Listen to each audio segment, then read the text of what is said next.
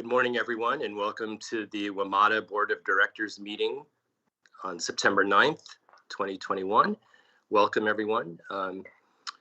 This is our first meeting of the month, so I'll turn it over to Ms. Empasado, the Chief Safety Officer, for this morning's safety update. It appears she's having a technical issue. I can do the roll call very quickly if you'd like. Yeah, why don't we do wait the for roll her call? Yeah, let's do the roll call, Ms. Ellison, and Sure. get started. No problem. Okay, thank you. Chair Smedberg. Present. Vice Chair Babers. Present. Vice Chair Slater. Present. Director Klein. Present. Director Letourneau. Present. Director Lowe. Present. Director Drummer. Present. Director Martin Proctor. Present. Alternate Director Aguirre. Present. Alternate Director Zappi. Present. Alternate Director Helfer. Present. And Alternate Director Alcorn. Present. Mr. Chair, you have a quorum. Thank you. I think we'll come back to Ms. Empasado and we'll get started.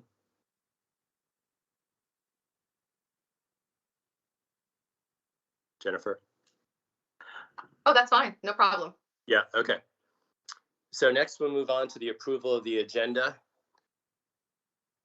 And if there are no concerns or motions for alterations, we'll consider the agenda is approved as presented. Does anyone have any objections? Hearing none, the agenda is approved as presented.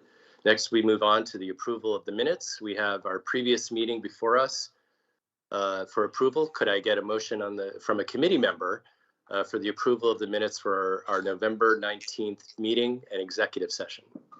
So moved. Thank you, Dr. Lowe. So we have a motion and a second. Ms. Ellison, or all in favor? Aye. Aye. Any opposed? Okay, the minutes are approved as presented. And Ms. Ellison, I will abstain. Obviously, I was absent that meeting. Okay, noted. Thank you. Thank you. So today we have two items on the agenda. First, the second of the board's annual trainings. This time, our audit awareness and oversight responsibilities for external controls. The board requires annual in-person audit awareness training, and today's session fulfills that requirement. I would like to note that since the training session is required of all board members, we are joined by many of the board's alternate directors this morning. And then next, staff will provide an update on Metro's establishment of the Woman and Minority-Owned Business Program, which will help small minority and woman-owned businesses in competing for WMATA's non-federally funded contracting opportunities and is part of the board's commitment to equity at Metro. I'll now turn the floor over to Ms. Sullivan to begin our meeting. Ms. Sullivan. Thank you, Mr. Chairman, and good morning.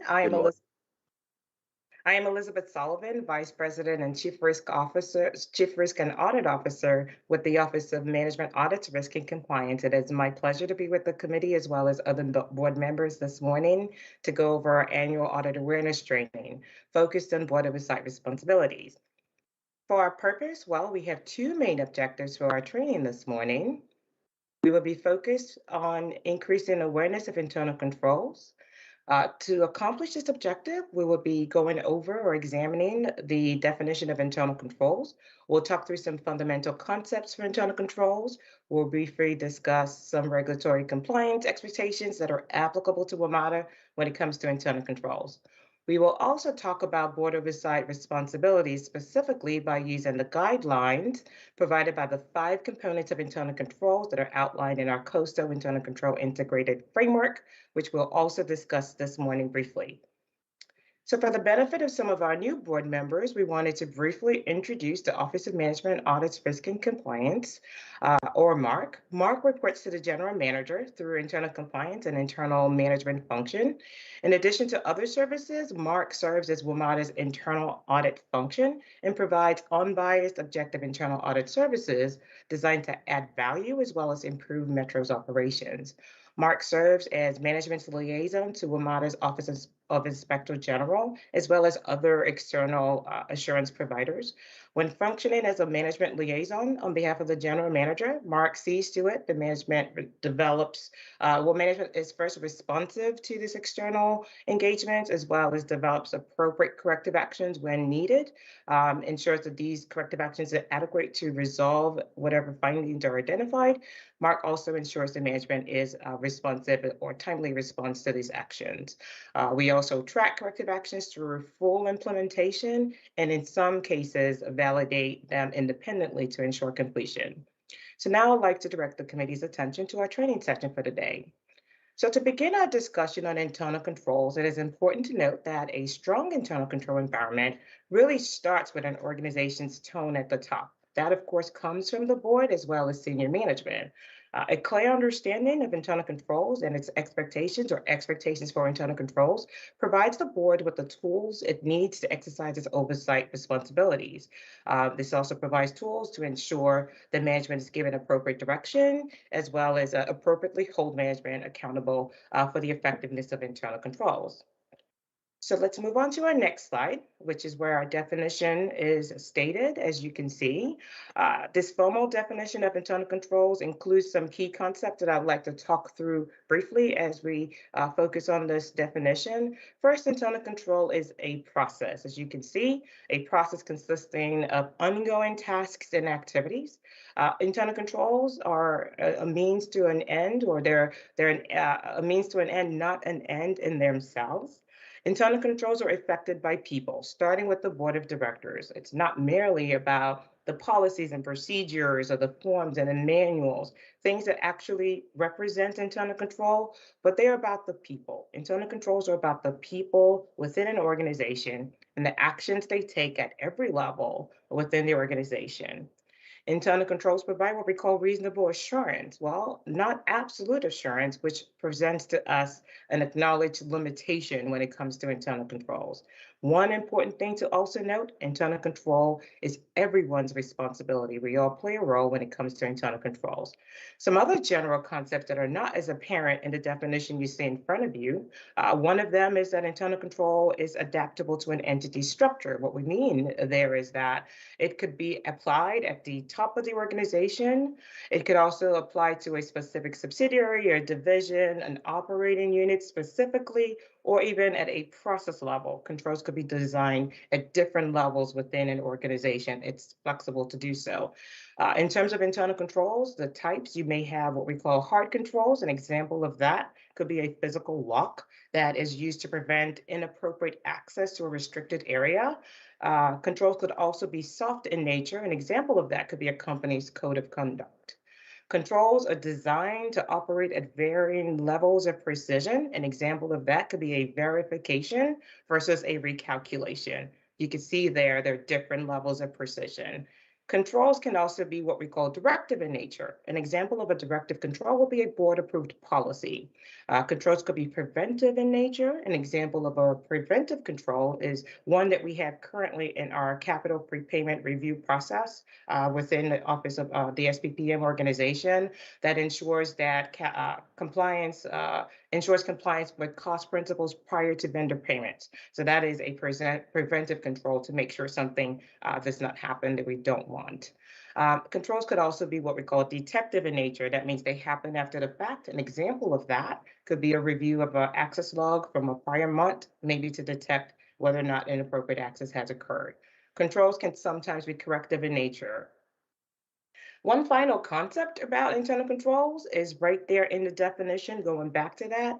The value of internal control is found right there. It's geared towards the accomplishment of objectives. What we're really saying here is that when an organization can clearly articulate its business or performance objectives, then the risks to meeting those objectives can be clearly identified, understood, And controls to help mitigate or manage those risks to an acceptable level can be properly designed and placed into operation.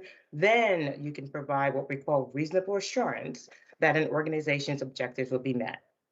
So now I'd like to talk briefly about some regulatory expectations that are applicable to WMATA when it comes to internal controls. We have the Uniform Guidance from the OMB, which provides requirements for receiving and using federal awards. This includes requirements for internal controls. Section 303 of that says that non-federal entities such as WMATA must establish and maintain effective internal controls to provide reasonable assurance that the entity is managing federal awards in compliance with statutes, regulations, terms, and conditions of the federal award.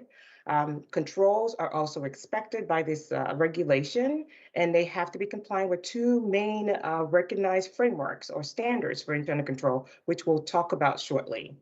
Another regulatory requirement that's applicable to WMATA is FTA Circular 5010 for award management requirements. That also states and requires that an organization receiving this award have controls in place. So let's talk about the standards, the framework for internal control. We mentioned there are two well-recognized ones, or two suggested by the regulatory expectations, rather. There are two in front of us here. The standards for internal control in the federal government, issued by the Comptroller General of the United States. Some of you may recognize this as the Green Book because this is used in the federal government.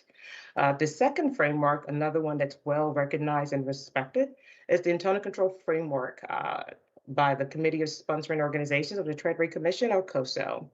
Both of these frameworks are well recognized. They're standards. They're very similar, almost identical, actually. They both have components and principles. They both speak to standards for internal controls, requirements.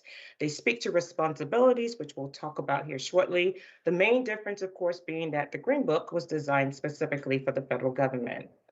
The Committee of Sponsoring Organizations of the Trade Commission, or COSO, which is the one to your right, it is a private sector initiative, but this internal control framework has 5 components, 17 principles, all with guidance on how each member of the organization, be it the governing body, management, and leadership, expectations around internal controls. So to facilitate our board oversight responsibility discussion, we will talk about these 5 components, the 17 principles. According to the framework, they have to all be present and functioning and working in an integrated manner for you to have an effective system of internal controls.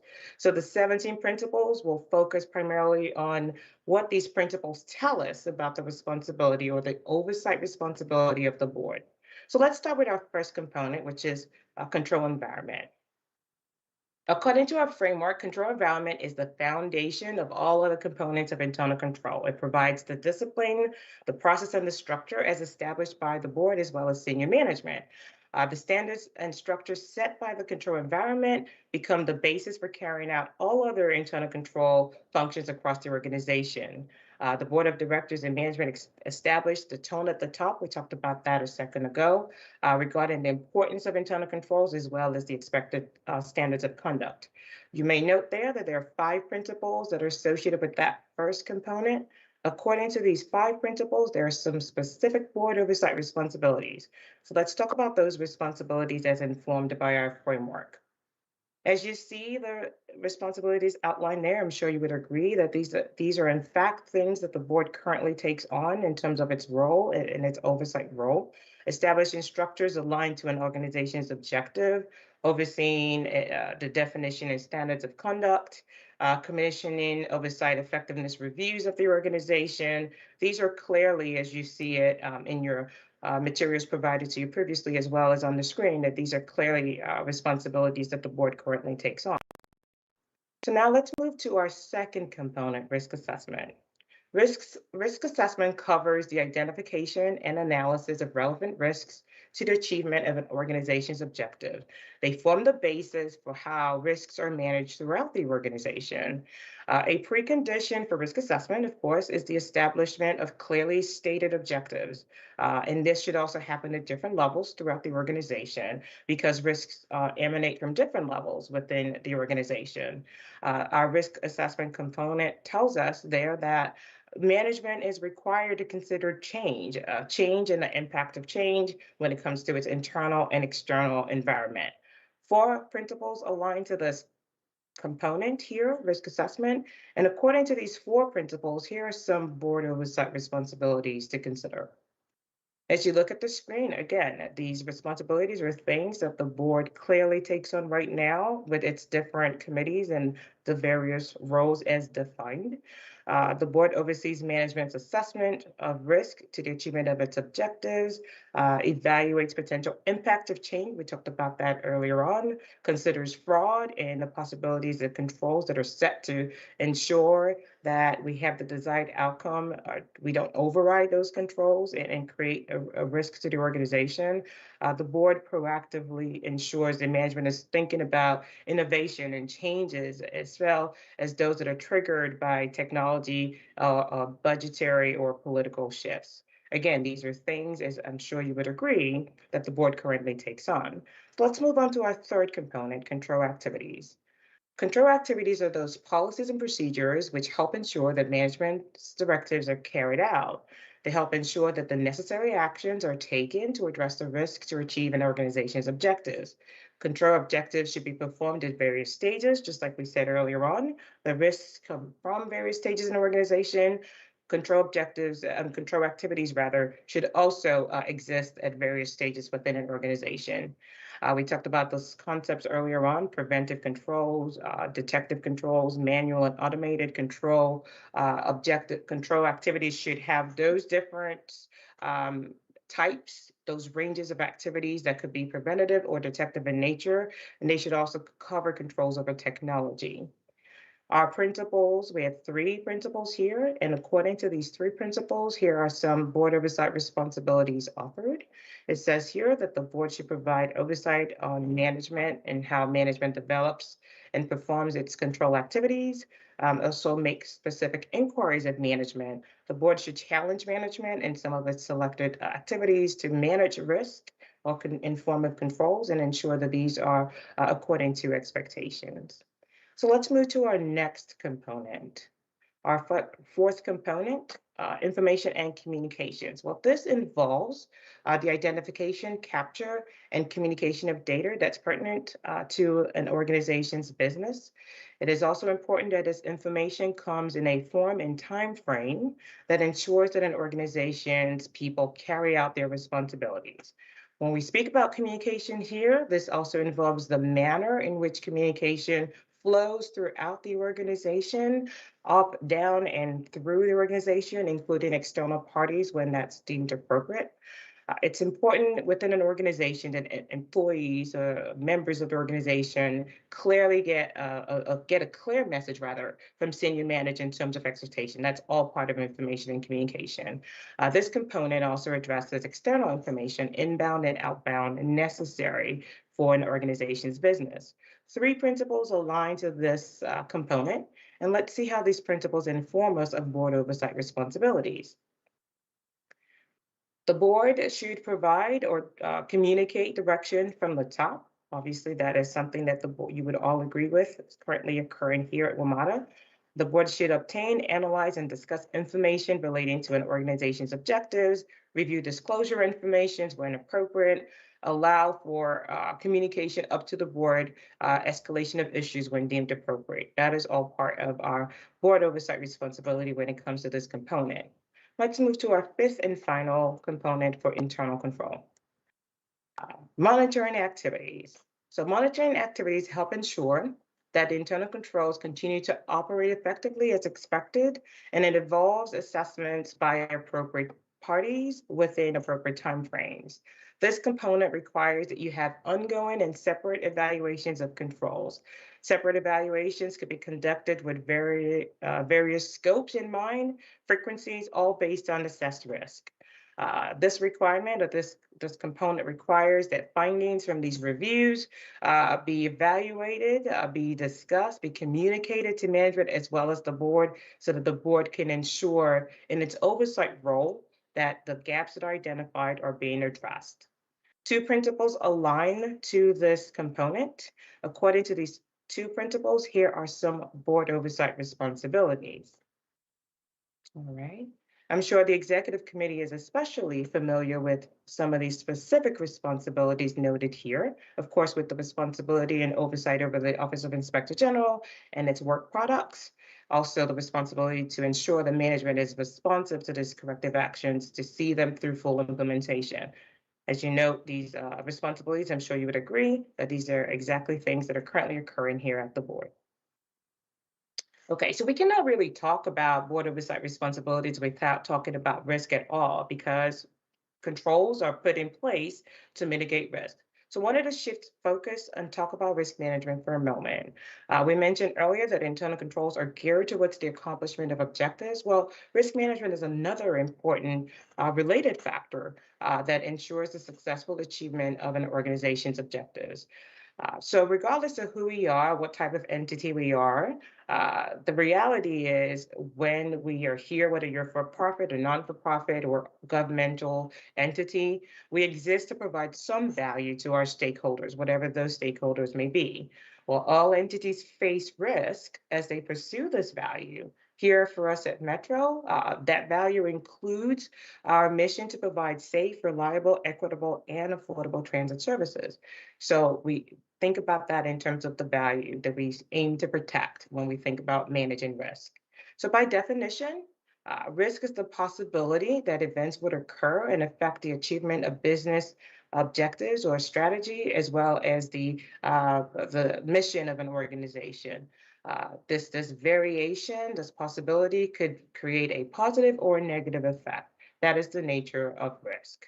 Like most organizations today, we operate in a very complex environment, highly regulated, and requires a strong corporate governance, as well as sound business practices. Well, risk management or managing risk is one of those sound business practices. As you think about it, risk management or managing risk is more important now more than ever because all organizations face uncertainties and opportunities as they think about the value they create for their stakeholders. That's where enterprise risk management comes in, or ERM. ERM is the process that allows organizations to identify, evaluate, manage risks that could significantly disrupt the successful achievement of mission and objectives. Our training presentation, of course, includes other definitions there for your consideration, but it's important to clear some misconceptions when it comes to enterprise risk management.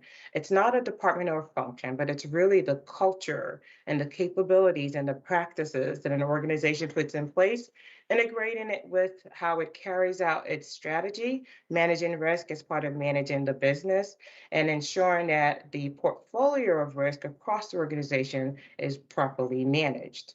While internal controls are typically designed to respond to risk, risk management is not just about internal controls. Managing risk includes selecting the right response to manage the risk to an acceptable level. That sometimes could be beyond internal controls. So risk management is definitely an important item. Let's talk about the importance of risk management on our next slide. I'm sure you agree with this. Risk management is important because most successful organizations manage their risk. Risk management improves decision making. We talk about risk informed decisions. Risk management supports the balanced and risk-based allocation of resources so that we're managing the things that are most important to the organization. And it also encourages communication about significant risks. Risk management, as they say, is just good business.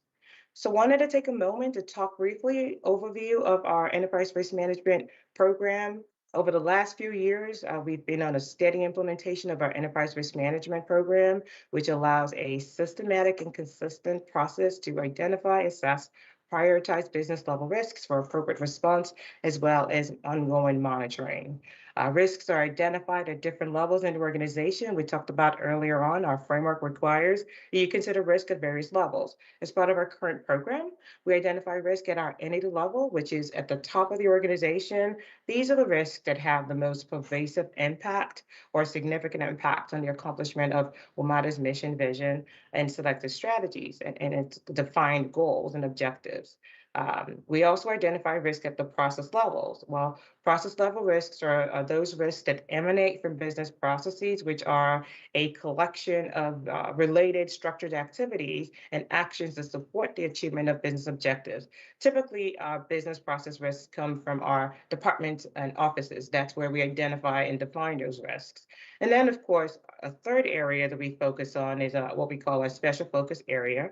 It could just be risk based on a specific or focused topic. An example could be fraud risk assessment or project risk assessment. These are focused areas of risk that we consider as part of the enterprise risk management program.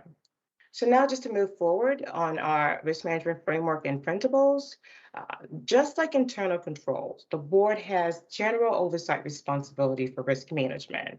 So as we continue to evolve our enterprise risk management capabilities, we align to the COSO enterprise risk management framework, which is displayed here in front of us. Similar to the internal control framework, the enterprise risk management framework also provides some considerations that help us understand what board oversight responsibilities look like with its 5 components and its 20 principles. So we'll just discuss some of these one at a time. We'll highlight a few of them, starting with our governance and culture rather, component.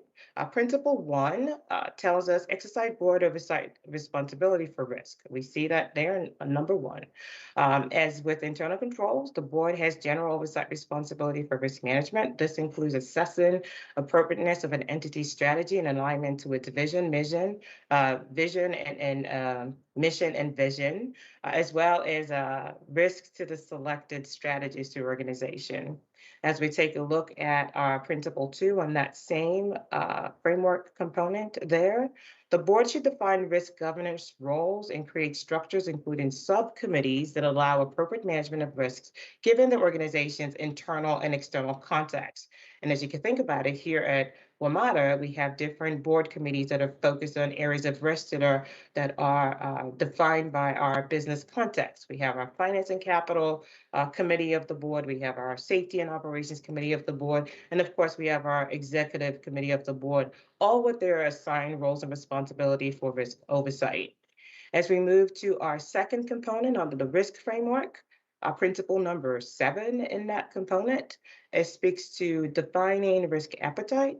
What the board should discuss as part of its oversight responsibility for risk and understand risk appetite and consider whether or not an organization's risk appetite is aligned with its expectation as the oversight body.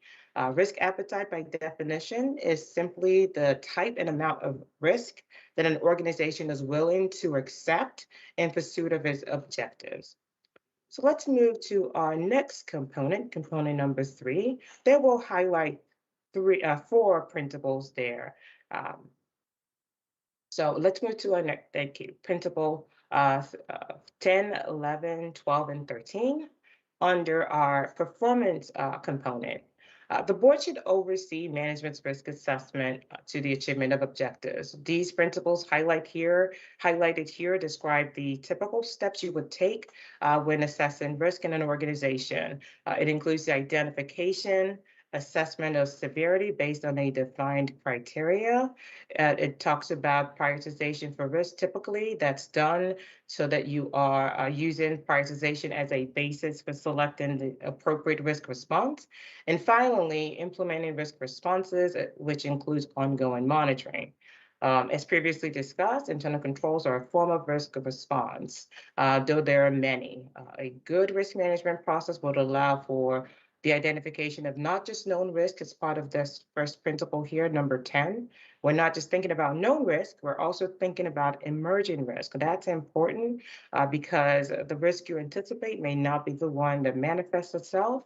At the end of the day, it also may not be the most important. So as we think about known risks, we also think about emerging risks. So let's move to our next component, component number 4. Principle 16 under that component, as part of the board oversight responsibility, the board should also ensure that management is thinking about risk in terms of performance. as you consider this, at every level of risk every risk-taking level an organization has, there's also a resultant level of performance. So the key there is finding the right balance between expected performance as well as the risk an organization is willing to take. So there's a balance there.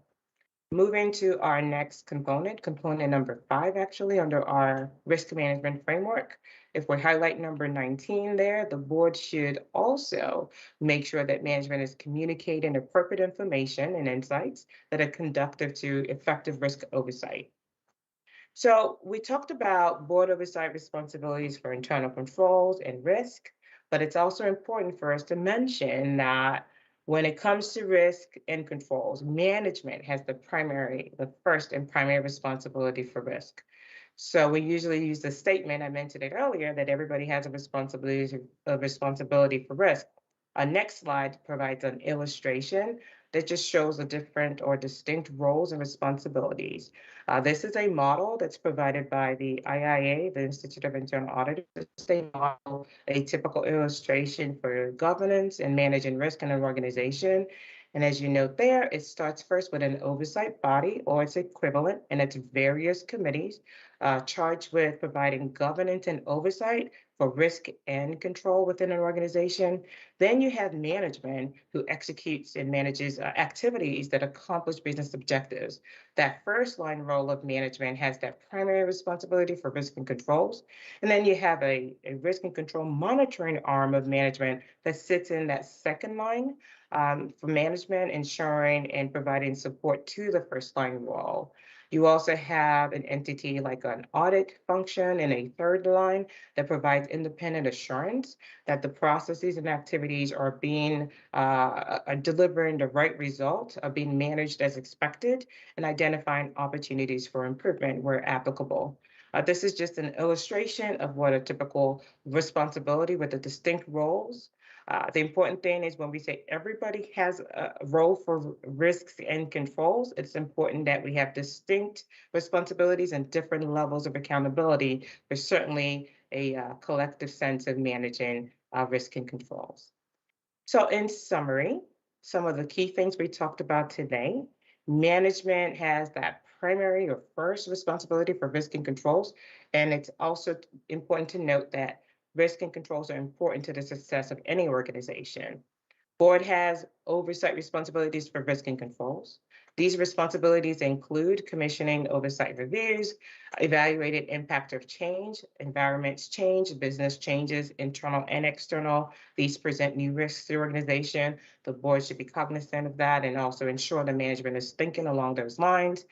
The board provides and makes specific inquiries of management, challenges decisions made by management with an aim of providing proper oversight and directing the organization in the right way there. Communicating information from the top, obtaining and analyzing relevant information. We said that the board needs to provide its oversight responsibilities, but management also provides information to the board that allows this to happen so that they have information necessary to exercise their oversight responsibilities. And of course, as part of the board's oversight responsibility, the board is responsible for overseeing monitoring activities. Also, communication is key for an effective risk management process and frankly, for an effective and strong control environment. So, Mr. Chairman, that concludes our training session today, and I'll be happy to answer any questions from the committee and other members of the board. Thank you. Thank you, Ms. Sullivan.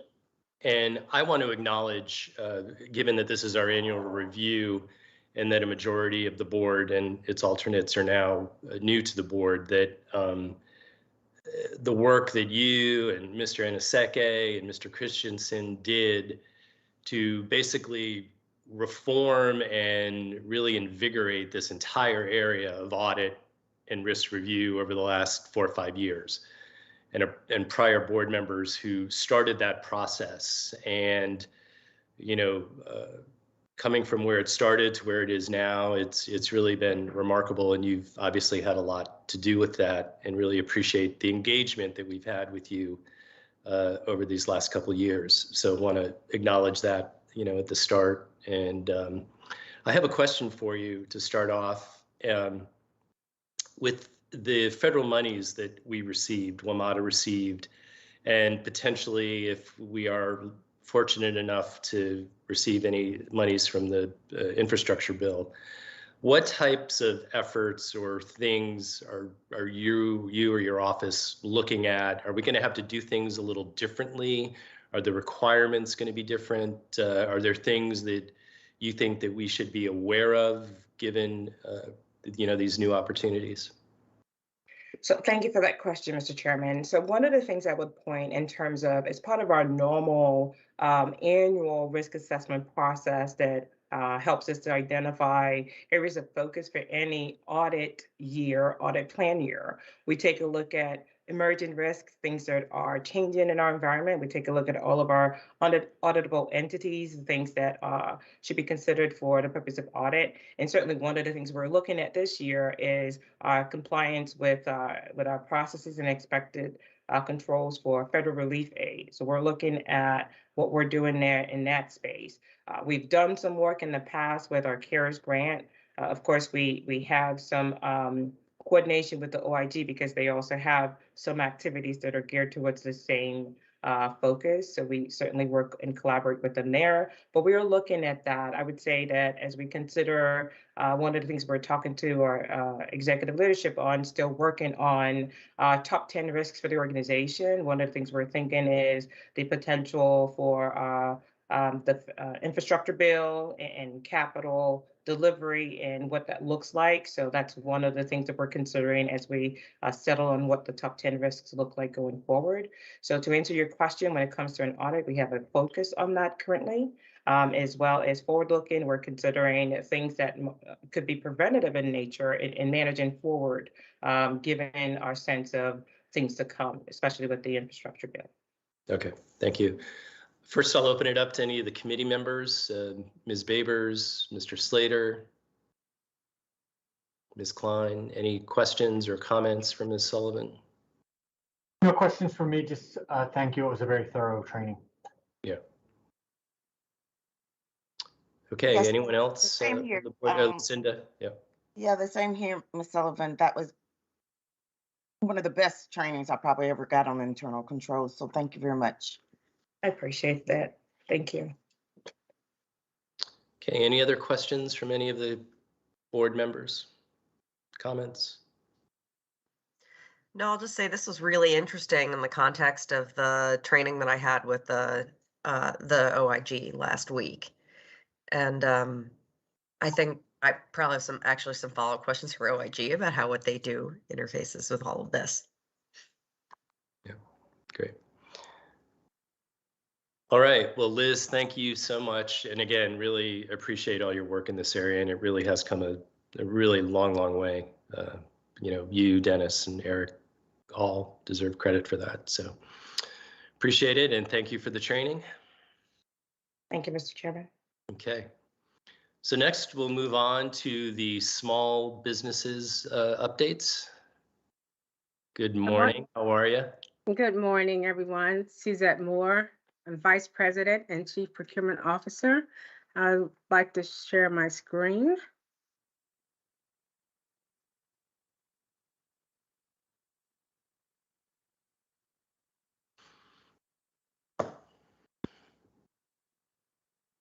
Is everyone seeing the screen? Yes. Okay, good. Yeah, we're good, Suzette. Yep. Thank you.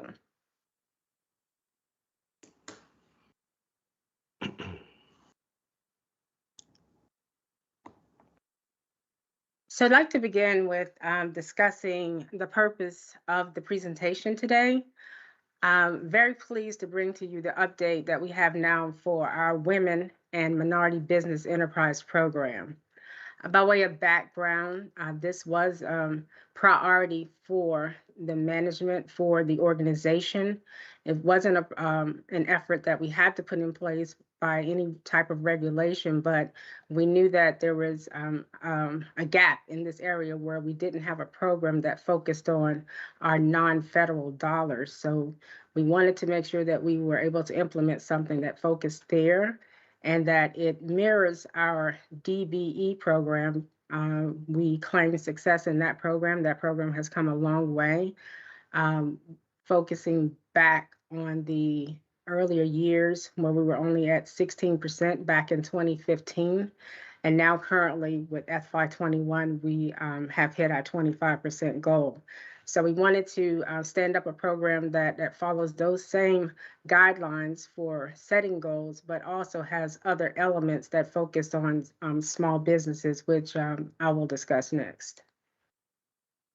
Three components to the WMB program. One that's race conscious, and other two components, race neutral, set aside measures, our small business program, and our micro business program.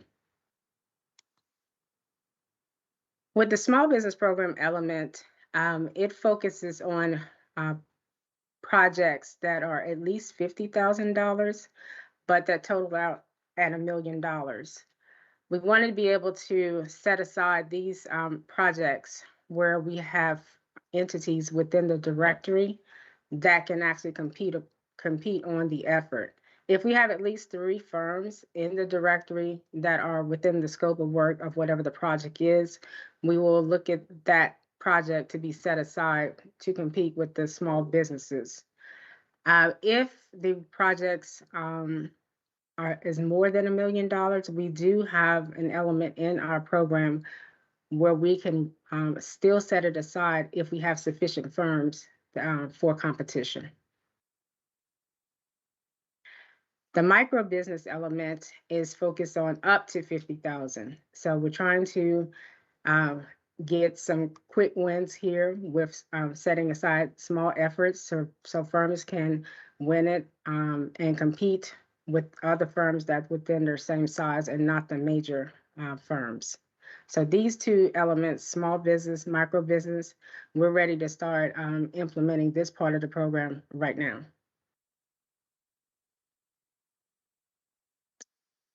Other ongoing activities, we're marketing our programs internally, externally. We're using different organizations within the jurisdiction to help get the word out. We're having our own outreach events, of course, to make sure that entities understand that there is a new program and how to be a part of that program. We're focused on increasing the businesses within the directory. We have ongoing initiative right now. If they're in our DBE directory, they're eligible to be in the MBE program. We're just needing to verify that their financials are correct and in place. But that's an ongoing initiative as well. We're training firms how to do business with us, how to get into the system, how to update their profiles. All of those elements are ongoing right now. For the credit card purchases, that's training our internal customers that if you're using your P card, we want you to also include small and minority businesses in those purchases. If you have to get 3 quotes, we want at least 2 of them to be small and minority businesses. Again, the certification process that I talked about, 80% are certified DBs, then they're eligible for the program. We want to get that directory up and running as quickly as we can. Unfortunately, some of that is still a manual operation because they're having to review financial documentation, but we're moving it as quickly as we can.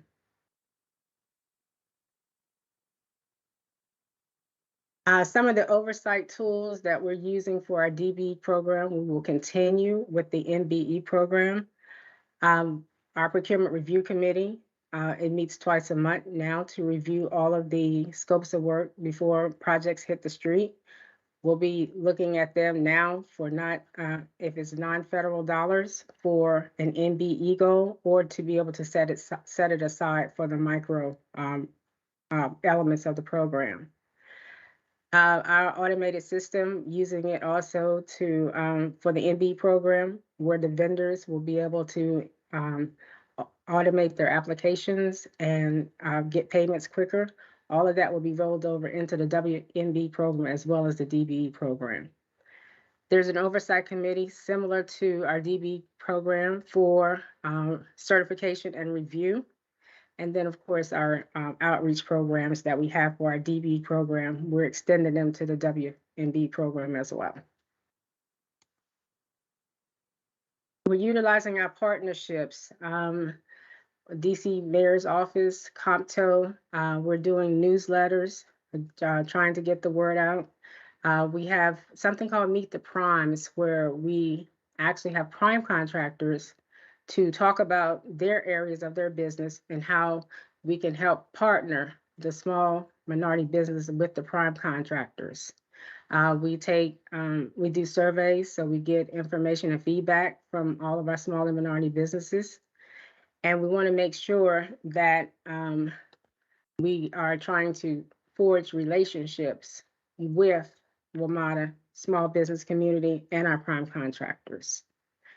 The final part of this is that there's an ongoing disparity study that we have right now that will help underpin the program. It's an official disparity study, and it will be completed by the first quarter of 2022, hopefully by the end of January. That's the end of my presentation, but I'm happy to entertain any questions. Thank you, Suzette. And again, appreciate that overview. And given that this is our annual review, and again, I'm going to sound like a broken record here, the fact that so many of our board members are new, I want to just acknowledge the work that you and Mr. Quo did. I remember about 4 years ago now, that first meeting we had. Yeah, it wasn't fun. The first meeting wasn't fun. That was quite a spirited meeting, and you inherited quite a program. And anyway, it's come a very long way. And I know and I know a lot of other people appreciate the efforts that you've made in this area, and it really has come a very long way. So I appreciate that. I'll open it up to the committee members first. Ms. Babers, I'll start with you. Yes, thank you. Suzette, I just want to thank you. It is exciting to see that WMATA is heading in this direction and is opening up more of the business and contracting opportunities to women companies and of course the small businesses. So just thank you for pushing that forward. Thank you. Ms. Klein. Thank you. That was a very good presentation, and I'm actually also really pleased to see WMATA moving in this direction. I do have a question. I have a woman-owned business myself and have gone through a few certification processes, and one of the things that Virginia has done, which has actually been really helpful in removing barriers to getting the certification done, is they combine the DBE and what they call the SWAM, Small Women and Minority Owned Business Certification. So you only have to do one process. Right. I recognize that Metro has a DBE database already, and you kind of have to go through a process to add that additional certification for the non-federal funds. But I'm wondering, going forward, for a new entity that would be trying to do business with WMATA, will you have kind of a unified process where they can do both certifications together? Yes, absolutely. Right now, we're just trying to transfer all that are already in the directory, but moving forward, if you qualify for our DBE program, we would do the federal first. If you qualify for our DBE program, then yes, you will qualify for our MBE program, and we want to make sure you can get both certifications at the same time. Great, I think that'll be great. And to what extent is there any kind of reciprocity if a business is already certified in Maryland or in the district or Virginia? Is it sort of a whole new process for getting certified with WMATA, or is there any kind of reciprocity there? Yes, there is reciprocity already. You just demonstrate your home state certification, and yes, you will be automatically put into our DBE directory. And again, following that, if you are certified in our DBE, you should be eligible for our MBE as well. Terrific. I think that this process is so helpful, but I think it can also be a burden for businesses, or a barrier, I guess, for businesses. Certainly, there needs to be that oversight to make sure people do qualify and that all the records are accurate and such. But to the extent it can be as easy for the small businesses, many of whom don't have a lot of resources to put into this, that would be great. But it sounds like you're already there. So thank you very much. Sounds good. Thank you. Secretary Slater. Morning, thank you, Mr. Chair. First, great to see you, Suzette. Always great to see you and see the great work that you're doing. One question, I've been thinking about this a little bit that I'd love to kind of get your take on is with the influx of resources that's coming with IIJA and the amount of activity that's going to be in the region, are there any gaps that you're starting to see right now in terms of our MBE and DBE communities that maybe we can focus on certain kind of industry categories, those types of things? A lot of discussion going on with that right now. We do have our consultant, and we're hoping that once we get the disparity study, we'll be able to see some of that information also. We have an outreach team that we're pretty proud of, pretty excited about, to actually go out and visit the different organizations to help us with marketing. So once we get that information, yes, we actually have an outreach group that we are excited to put out there and market to specifically some of these areas of the business if we do see deficits there. That's great. Thank you. We're in the middle of our disparity study, so we're waiting to see ours as well. Thank you. Thank you. Thanks, Greg. Any other questions from any other board members? Ms. Lowe. Hi, thanks. So I have a couple questions. So first, I know that the Council of Governments has done a bunch of work around procurement in terms of, helping different jurisdictions within the region coordinate procurement processes and even do like shared procurements and things like that. Does WMATA participate in any of these in a procurement roundtable at COG, or are we otherwise kind of plugged into what they're doing in the region? Absolutely, we do. We attend meetings with COG. We have representation with COG and on committees as well.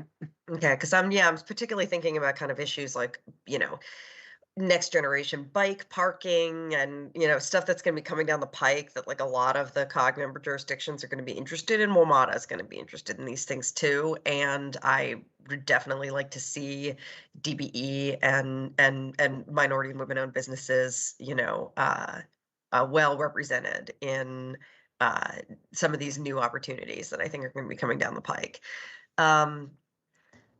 This all though still feels like kind of playing catch up as far as WMATA goes, kind of relative to where state of Maryland is, state of Virginia. I think it's great that WMATA is getting caught up, but what would it take to get this to the next level and for WMATA to be leading in this area? What do you need to take this to the next level? Well, first of all, I think that the fact that we have a plan and we have a model for which is our DBE program, I think we'll get up to speed very, very quickly. Of course, our critical path right now is getting the firms into the directory. We have a program. We know what's coming down the pipe. We know what we can set aside. We know how to set goals. So I think we'll get up to speed very quickly. We're pretty excited about it. We have the passion around it. We have the team that's ready to go. So I agree. It may feel like catch up because it's taken us a while to get here because we had to right size the DBE program first. And I think we've done that. So I think we will get caught up pretty quickly here. I think we understand what we need to do. And when will be our next update on how it's going? We would like to report out within the next 6 months. Great. Where we are, what we're doing. I would love to align that when we report out on the DBE program. I'd like so that we can actually see, because I know you will want to report out on that as well. Yeah. Okay, that sounds great. Yeah, Tracy, we've been getting regular updates on this because it has been a priority. So, okay, any other questions? I don't see any other hands. All right. Again, Suzette, thank you so much for all your work in this area. And I do have just one question. It sort of relates to Tracy's, and we've talked about this in the pre-briefs. The team you have in place now, how has hiring been going for you? I know that was a bit of a challenge getting the right people, in place that could, really do this work, in a positive way. So what? How are those efforts going? I have a phenomenal director right now, Michelle Howard. 30 years in the state of Maryland, so she understands this stuff as I do with my 30 years in the state of Maryland. She's building her team. We have one vacancy that will oversee the MBE program now, as we have a manager that's overseeing the DBE program. So we will be going out to fill that position. I feel confident that she'll bring in someone who is just as passionate and knowledgeable as she is about the program. So she's built a great team of individuals and professionals who understand the program. And I believe that we'll continue with the success we did with the DBE program. Yeah, I agree. Okay. Well, thank you very much. Again, appreciate it. So with no other business before the committee this morning, I want to thank everyone for joining us for this annual update and training. And now I'll turn the table over. We'll stand adjourned of the executive committee. And now I'll turn the chair over to Mr. Letourneau. Thank you, Mr. Chairman. Next, we have our Finance and Capital Committee. This is the board's Finance and Capital Committee meeting for December 9th. First order of business is to approve the agenda. There are no objections. We'll consider the agenda approved as presented. Any objections? Hearing none, the agenda is approved. Now on to our minutes. We have the minutes of our November 4th meeting before us for approval. Are there any objections to the minutes as presented? Hearing none, we'll also consider the minutes approved. We only have one item on our agenda for the Finance Committee today, but it is a significant one for us. The board will vote on sending the budget and associated fare and service proposals out for public comment. Staff will conduct public outreach in January and February. The board will hold hearings in February to get comments from our riders, our jurisdictional partners, and our stakeholders before budget adoption, which is planned for March. I think, as everyone knows, we've had quite a bit of discussion about the budget already. We did receive significant federal support for the budget, and that carries over to this year and helps support our operations and will allow us to continue to operate with a good level of service and keep our employees on board. I think you also know that at a certain point that funding will run out, which will present challenges for us in future fiscal years. Metro has made significant changes to its service and its fare over the last several months to better serve our riders and to reflect the changing ways that people are riding transit. Obviously, we have issues right now with our 7000 series, which are impacting service, and I know that we're all working, and the Metro staff, along with the NTSB and others, are working to resolve those and improve our service as fast as possible. But in terms of our policy, we have made improvements to try to better serve our customers.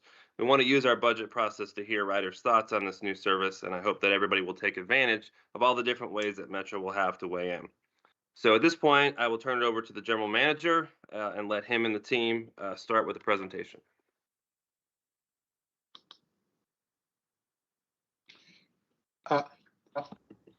Or I can turn it over to Mr. Nsike as well.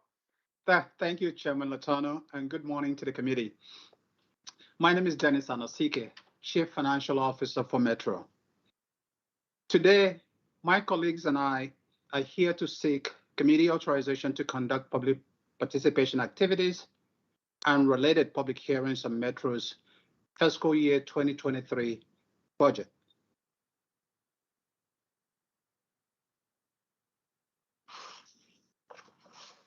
If you go to the next slide, as Dennis, if I could, Matt, excuse me 1 second. Dennis, could you share your screen so we can get the presentation up on the... So yeah, I had to just reload on Teams, and when I did, it showed up, but initially it didn't for me. So if you have a little reload button on your Teams app, try hitting that. I can see it now. I can see it. Okay, we'll try and... Can you see it now, Mr. Chairman? I can personally, but I will do the reload and we'll go from there. Okay, we'll give you a minute to see if it works. Oh, well, that's all right. Keep going. I can hear. So thank you, sir. I've seen it. Yeah. So as we will discuss in greater detail later in the presentation, FTA regulations require grant recipients to conduct public hearings on their program of projects that use federal grant funds, as proposed in Metro's fiscal year 2023 to fiscal year 2028 capital improvement program. In addition, the proposed operating budget include pandemic fare reductions, as well as service adjustments approved by the board last September, and new reduced fare options that require Title VI analyses. The authorization that staff is seeking today will provide stakeholders an opportunity for public input on the budget proposals to satisfy FTA as well as Title VI requirements.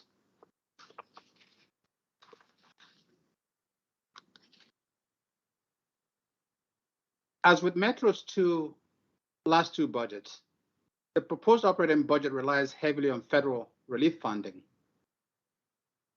which has so far enabled Metro to maintain service and retain employees, given the effects of COVID-19 on system revenue and ridership. However, as we discussed with the committee last time, federal relief funding is running out and system revenues are not rebounding as quickly, which is creating a significant structural funding gap for the agency starting next fiscal year.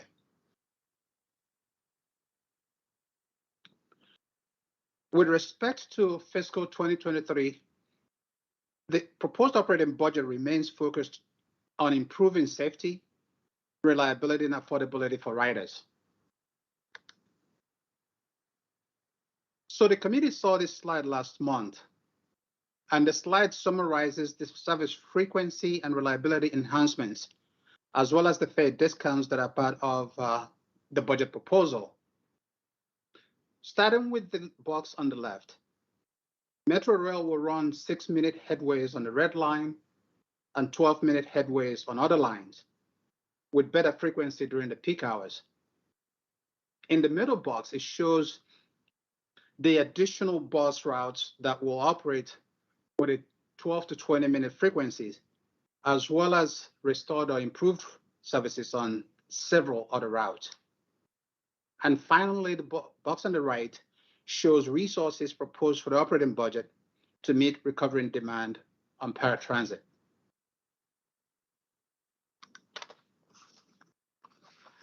As I mentioned earlier, the Metro Board has been adding service and reducing fares since the pandemic to bring riders back to the system. The top section of this slide shows 3 fare initiatives adopted by the board last September to help bring riders back. The lower section of the slide shows 4 additional pandemic fare discounts proposed for fiscal year 2023, including a flat $2 late night fare on Metro Rail to support late night workers, a discount on monthly as well as 7-day passes, and a $5 bonus for every $25 added to either virtual or actual smart trip cards. I will ask Mr. Webster to discuss this slide. Thank you, Dennis. And apologies, Mr. Chairman, I appear to be having a little bit of a connection issue. We can hear you okay. Okay, great. Again, I'm Tom Webster. I'm Executive Vice President for Strategy, Planning, and Program Management. And of course, over the past year, Metro and the board have implemented several very significant improvements to service and changes to fares that advance equity for the region and for our customers. This public hearing and public participation process will support a review of those improvements from an equity and from a Title VI perspective, and will also include a review of the Silver Line Phase 2 upcoming opening and several other improvements. And of course, the board, the jurisdictions and others can propose and the board can consider additional improvements to advance equity, support customers, and to support the region. And those, frankly, service improvements can be considered really at any time, but of course are all subject to availability of resources and capacity.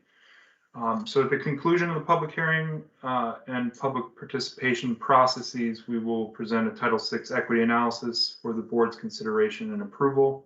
And a little bit later in this presentation, my colleague Lynn Bowersox will discuss some of the details of what will be considered in that process. I'll turn it back to you, Dennis. Thank you, Tom. In total, Mr. Chairman, Metro's proposed operating budget for the next fiscal year is balanced at $2.3 billion, with operating revenues of $228 million, operating subsidy of $1.2 billion, and federal relief funding of $716 million. Mr. Chairman, with that, I will turn it over to Mr. Webster to describe the capital improvement program. Thank you again, Dennis. As Dennis mentioned earlier on in the presentation, Metro will seek public input, public feedback on the proposed capital program, which is part of our obligation to FTA through the federal grant programs, as well as a requirement of Virginia dedicated funding. And just as a reminder, the focus of our capital program, the board has seen this slide a number of times, is safety, state of good repair, reliability, and the focus of our program of projects continues to be rehabilitation, replacement, maintenance, and modernization of the system. Overall, our capital program over the 6-year period is proposed at $12.4 billion, with $2.3 billion as the forecast for the FY23 proposed budget. And from a category and investment category, and again, a slide the board has seen previously, we group our investments for clarity basically by asset category. And again, overall, we're looking at a 12.4 billion program, 2.3 billion in FY23. And then on the funding source side, the proposed program was developed, of course, before the recent congressional actions and infrastructure funding. So there's potentially an opportunity to update this prior to adoption. But of course, we will keep the board informed of developments, and as we learn more from FTA and others about the outlook for potential federal funding increases. And with that, I will turn it over to my colleague Lynn Bowersox to discuss the public engagement portion. Thank you, Tom. So as an overview, let me just start by saying that the board's public participation plan and the program itself was designed with public input and to be responsive to the public. The values that it enshrines are that we are to go to the public, not expect the public only to come to us in hearings, for example, to collect their thoughts and feedback. We need to make our outreach easy and convenient at times when they can participate. So standing at a bus stop when somebody's trying to get to work may not be the best option for our riders. They asked us to translate our materials and our information into multiple languages so that if English is not one's first language, that it's still easy to understand. They asked us to combine outreach types. So for one community-based organization, maybe an in-person visit. For another, emails that they can share with their constituents are the preferred method. And they asked us ultimately to come back and tell them what happened. with their input. So when people take the time to tell us what they think, they want to know that we heard them and that we use that input in a meaningful way in setting policy. So in the next slide, you see that we have a plan in development for the FY23 budget outreach. The public input portion of that will last for about a month. We will use a combination, and I will describe in a minute what that is, of earned and paid channels to reach out to our public and riders. There will be at the end of it a comprehensive staff report that provides to the board benefit of all of the public's best input and thinking that we collected. And it is targeted to reach the people who are most directly affected and benefit from the changes that are proposed. So let's talk for a minute about the tactics and how that outreach is going to be performed. So we will have multilingual teams who, not just Spanish, we also offer other languages, who will be in place at all 91 rail stations and our major bus transfer location centers. And basically those folks have handouts, materials that people can take with them to tell them what's going on. It also directs them to the survey that they can take, and most folks do that by phone because it's mobile enabled. And also at those locations, we will have some of our folks with tablets, and those tablets will allow them to assist people whose first language is not English, and maybe people with disabilities who need to know how to use the online technologies for the reader functions and so forth. So trying to reach out and provide very specific customer assistance to those riders who want to have the opportunity to give feedback. There will be signage, obviously digital and traditional signage on board buses, on trains and stations. We will be doing a lot of paid advertisement. We do, for example, paid ads on Spanish television, Spanish-speaking television, and social media channels, and through non-English publications, so the Epic Times and other things that reach very specific communities of interest. We have a stakeholder toolkit that will go out and can be used by community-based organizations, elected officials, jurisdiction staff, and basically that's ready to go materials that you can just use in your channels to reach constituents and people we serve. And then obviously the website is a very important tool for us, as it's the biggest gateway we have for information. And so being able to come on there, easily find the link to the survey is important, as well as additional information about what's proposed. And then, as Tom and Dennis both mentioned, the public hearings that we will have are required for the capital program, but obviously we will also offer additional information about what's proposed for FY23. So what is it that's being proposed, and what are we seeking the public's comment on? That's what this slide covers. In addition to the capital budget on the left side and fare proposals, you see a few things of interest. The board has been talking at length about these over the course of the last few months, but the continuation of the bus rail transfers there, as is the $2 one-way anywhere trip on rail. The regional bus pass at $12 for a week. 2 new discounts featured here after 9:30 p.m., $2 anywhere one way on rail. And the discounted monthly unlimited pass, which would be a good value for many of our frequent riders. The Metro Sales Office closing a Metro Center and being relocated obviously is an important information piece, as is the new promotional fare. So this is the anytime pass. It works like a gift card. You put so much value on it, you get additional free stored value on it, and then you can use that anytime. The notion of this one is to see if folks' new travel patterns need more flexibility than the consecutive day passes that we currently offer. And so if you're going to be commuting to an office on Tuesday, you're going to be going to a Caps game on Friday, and you want to go out to dinner on Saturday, and then the next week you want to commute on Wednesday, this kind of stored value card or pass would have that kind of flexibility for you. On the right-hand side under service proposals, we have the increased weekday and weekend frequency on rail lines. We have extended Metro Rail operating hours. which will be popular, I'm sure. The various Metro bus improvements, our customers want to know, if I ride a bus, are you changing where that stops? Are you changing how frequently it comes? Are you changing its reliability? So line by line, we'll go through the bus changes.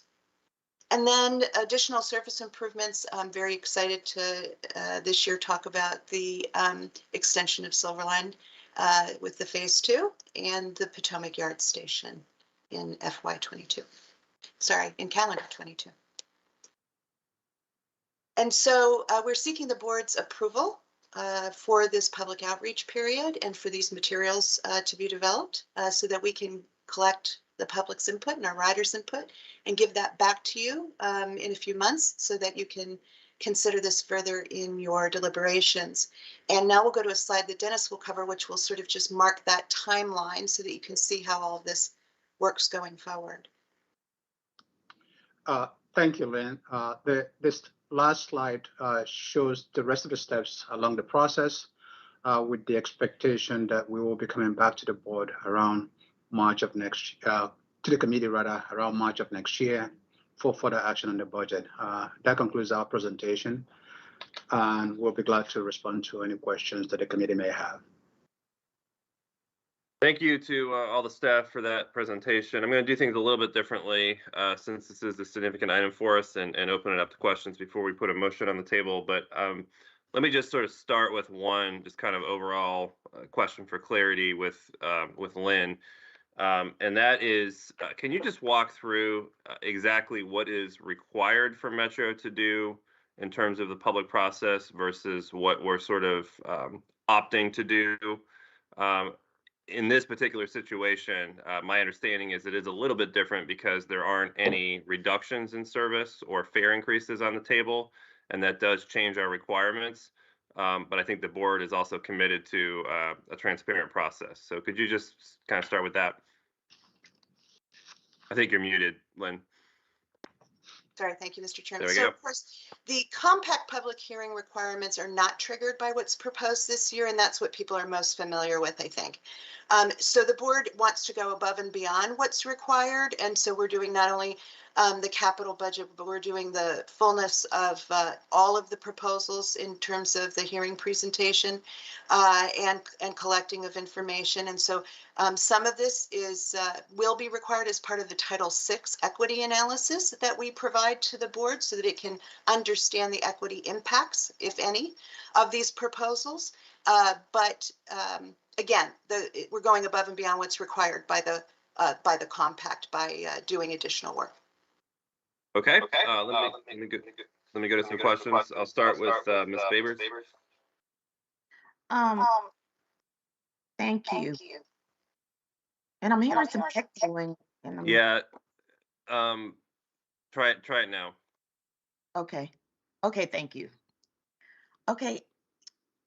I thought that I thought that the last meeting we talked about perhaps pausing on the add value promotional fare. Was that not the case? Ms. Babers, I think we did have some discussion about that, but then ultimately, since it had been something that was out in the public domain already, we had decided to just go ahead and keep it. And obviously, the board has the discretion to do any of these things depending on the public input or not do them. And I think it's an important point, which is that just because we are going out and advertising these fare proposals doesn't mean that we're automatically going to do all of them. We're going out to get input on them. And so as long as we're clear that that's what we're doing, I think there was comfort ultimately with that. Okay. And so, Lynn, are we going to be very clear to the public that, we're getting their feedback and what ultimately is decided has not been decided? Yes, ma'am. We do try to make that point very clear that we're collecting this information for the board's consideration and that ultimately will be taken into account and the board will consider it among many other factors in the budget before making its final decision. Okay, great. Thank you. That's all I have. Okay. Any other members of the committee first with questions? I don't, Mr. Slater. Yeah, thank you, Mr. Chair. Just probably more of a question for both Lynn and Tom. I'm just trying to get some clarity here. I want to understand kind of this is the right slide to have up for my question as well. I want to make sure I'm clear on, are we really talking about one kind of large process that's going to include public hearings for the capital budget as well as the Title VI analysis and the public participation piece for the fair proposals and the service proposals? Or are we really talking about two separate processes, which means we'll do public hearings for the capital budget, but then more of a just driven by the Title VI analysis for the fair and service proposals? Are we talking about combining those tracks, or are we talking about? We were actually, our recommendation is to keep them together. And the reason for that, Mr. Secretary, is because the public doesn't put these in buckets in the same way that we do. When they come forward, they want to be able to comment on anything that's proposed. And so for the board's benefit, we thought better to collect any information they have and not to ask them to discern what's capital and what's operating, and to bring that back to you. Absolutely, thank you. That's helpful. Just maybe one follow-up, probably more for Tom, but the Title VI analysis on the service proposal side, adding in the silver line, that analysis is an analysis of the entire system that includes the silver line, correct? That's correct. So we will be presenting the analysis of both the service changes, the fare changes, as well as the silver line and Potomac Yard Station as part of the process this spring. Yes. Great. Thank you so much. No further questions, Mr. Chair. Thank you. Thank you, Mr. Slater. Looks like Miss Lowe would be next. Thanks, Matt. Okay, so regarding the first part of the presentation, I just want to note for my board colleagues' benefit and for staff's benefit, that the service proposal as packaged now, we can see a clear disparity in terms of service frequency between bus and rail, and that, that's something to continue to keep an eye on.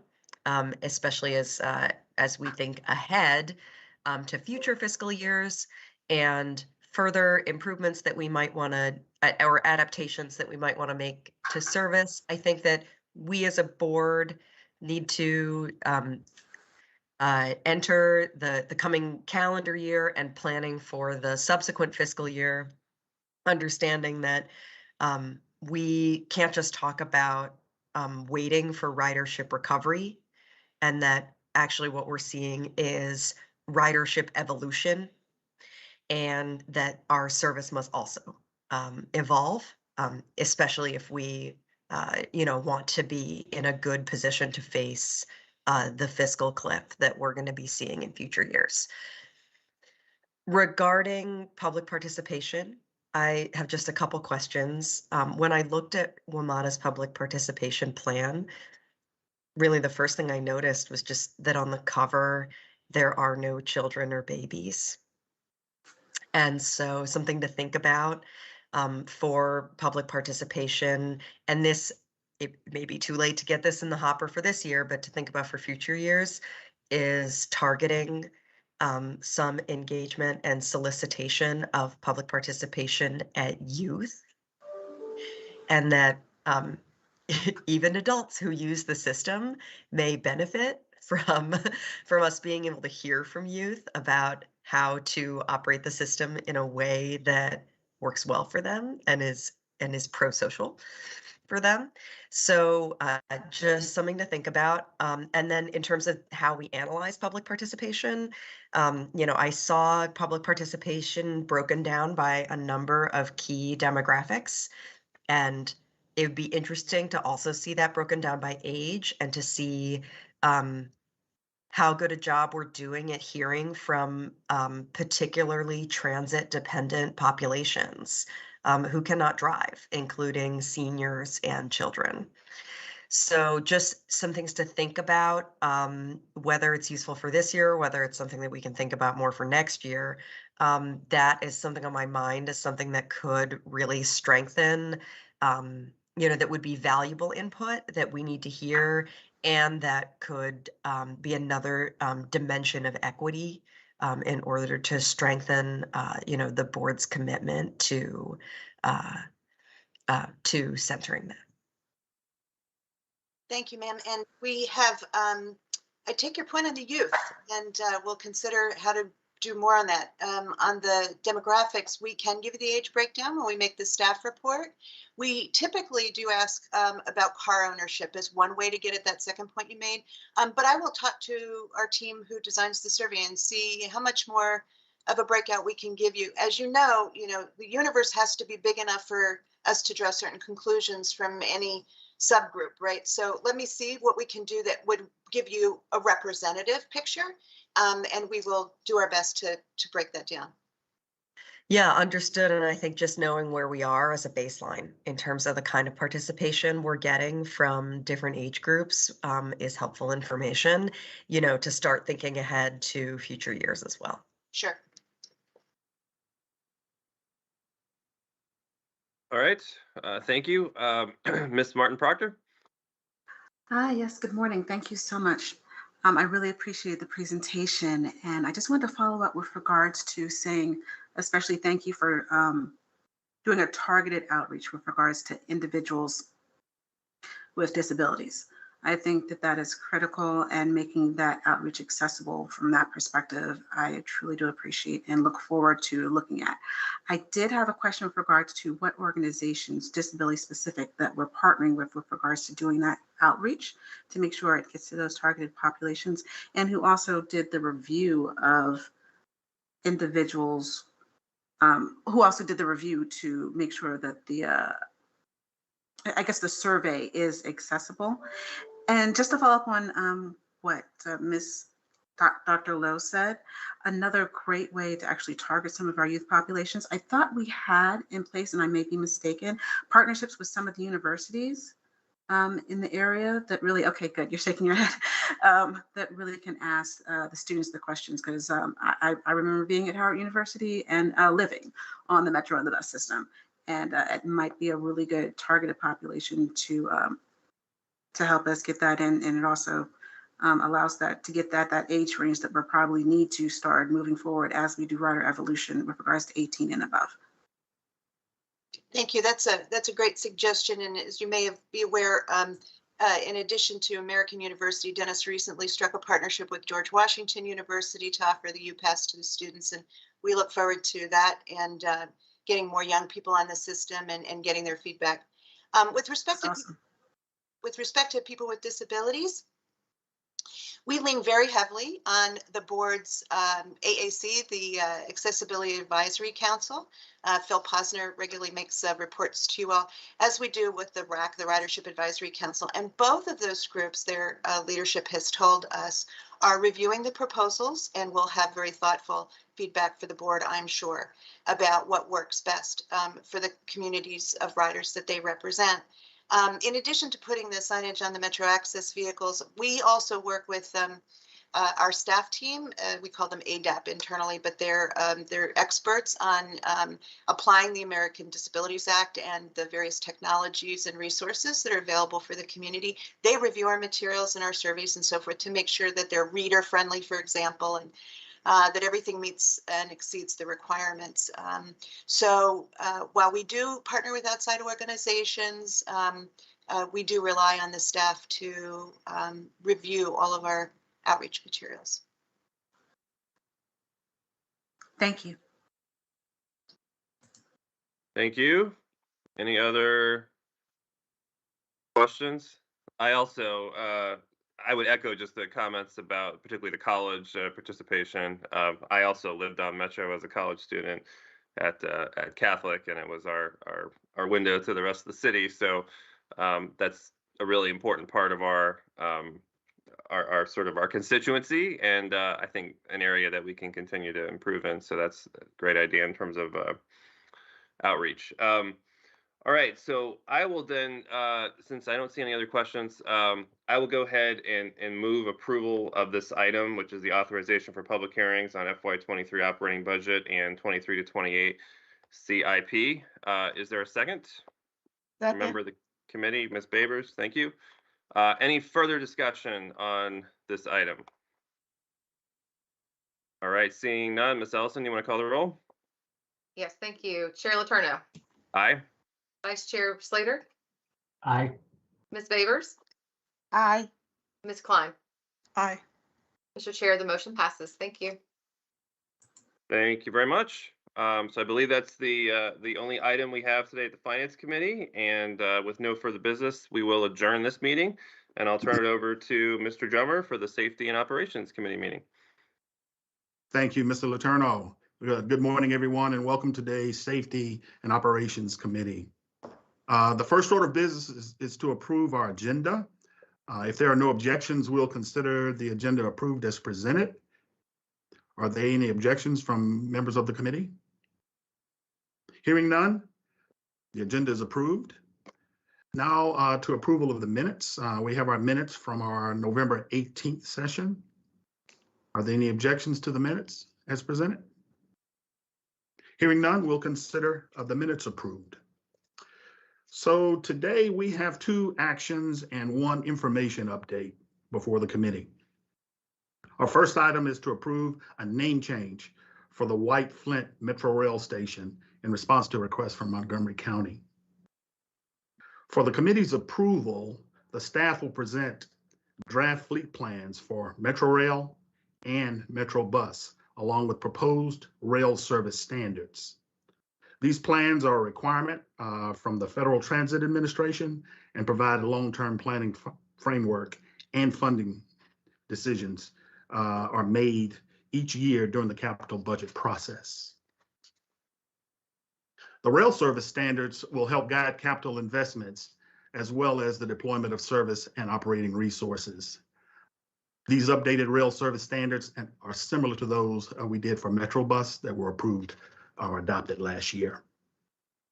Our final item of the day will be an update on our Open Corrective Action Plans, or CAPs, developed in response to findings and recommendations from our safety oversight bodies. These bodies include the Washington Metro Rail Safety Commission, the Federal Transit Administration, and the National Transportation Safety Board.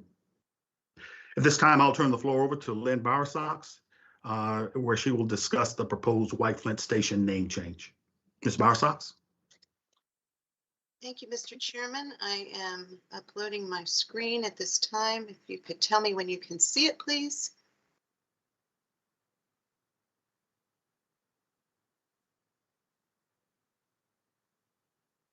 I can see it now. Can see it. Thank you all. So this morning we are going to be discussing a proposal to the board to change a station name from White Flint to North Bethesda. Just as a reminder, the board has a station naming policy that's based on a naming architecture, if you will, that is designed to make the system work well regionally. The names are meant to give a sense of place for each station. The names are meant to be brief, and that's a very specific naming protocol that it must follow. Any landmarks within walking distance can be recognized within a half mile. The jurisdictions must request the change to any existing station name. They must complete a process of community input, submit the name, provide a funding commitment for the expense of the name changing, for example, signage and so forth. And then Metro conducts its own customer research to get beyond the immediacy of the station neighborhood and community, and to talk to the region about how this works for the rail system as a whole. And so today's station that's under consideration is White Flint. It's out at my end, the outer end of the red line. between Grosvenor Strathmore and Twinbrook. White Flint, as some of you know, was a mall that is no longer in existence. And the lack of a place associated with the White Flint name gave rise to some consideration of changing the name. The request to do the name change came from the Montgomery County Executive. There are many letters of support, including the Chamber of Commerce, some community advocates, and additional business and community leaders. We received, just to our regional survey, nearly 5,000 responses after doing outreach through earned and mostly earned media and through our own social media channels. And so the survey results, which I know the board has had a chance to review, I think tell you the following. There's some openness among our riders to changing the station name. White Flint was a mall. It doesn't exist any longer. And so when you arrive at the White Flint station, nobody's quite sure where you are without that association. But after that, it becomes a little bit more mixed in picture about what should replace the name White Flint. You know, we've done enough of these over the years that we know that our riders tend to like familiarity, and change is hard. And when something changes, they want it to be obvious, and they want it to have wayfinding value so that when they arrive, they know where they are, because the metro system does not exist in a vacuum. The proposed name, which is North Bethesda, that the county would like, is not yet clearly a place name for them and doesn't offer exactly the wayfinding value that they hoped for. But as I said, it's mixed. And as you can see, 40% liking that name when you introduce a name change is a pretty high likability number. And when we said the name is easy to remember, we got more than half on that. And that's because Bethesda is a place name that's recognizable, right? And so when you add Compass Rose direction to that, you get a little bit more familiarity than when you would with a completely different name. So we know that the county and the development community is very anxious to change the name to North Bethesda. We know that others in that area have started using that nomenclature. And I give you as example, our neighbors there. Marriott has a property in a convention center, and Hilton has a new Canopy property in a convention center, and they are both using the North Bethesda nomenclature. Because we believe that that will grow and become more clear and less confusing for our customers as time goes on and that community builds what it plans to build, for the sake of the jurisdiction, for the sake of the community's developers, and for the sake of the residents, we think the region will come to embrace the name North Bethesda, and so we recommend the board consider the county's request. Any questions?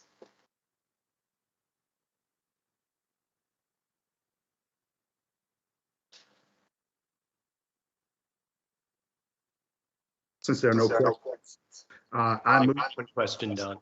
Okay, go ahead. 2 questions. Sorry. We have 2 questions. Okay, I'd like to do something before we ask questions, just procedurally. Mr. Chair, if you would. Yep.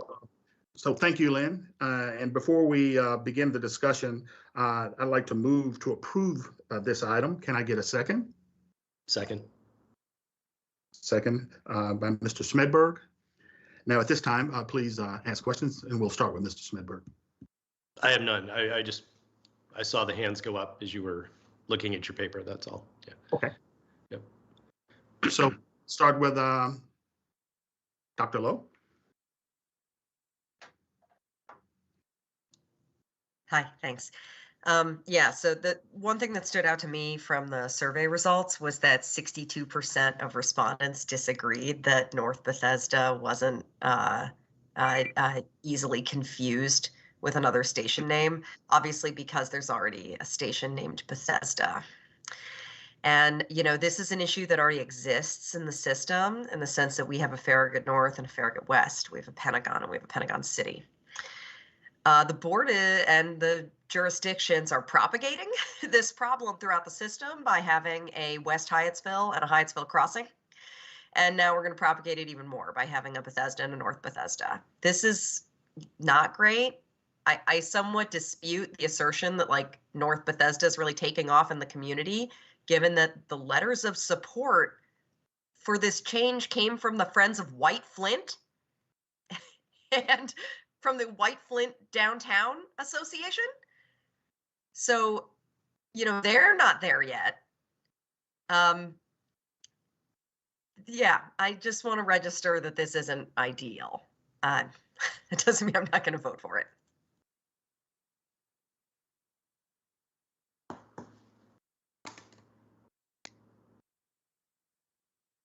Thank you, Dr. Lowe. Mr. Letourneau? Thank you.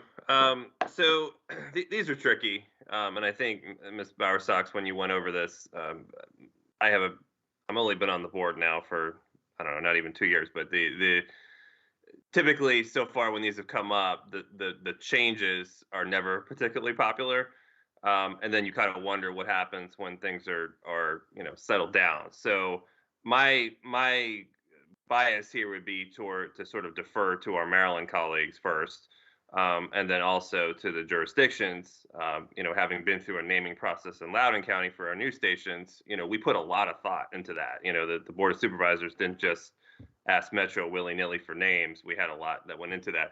So I just want to be clear in this case. Montgomery County, is it just the executive or the council as well, or Montgomery County is the one who initiated and asked for this, correct?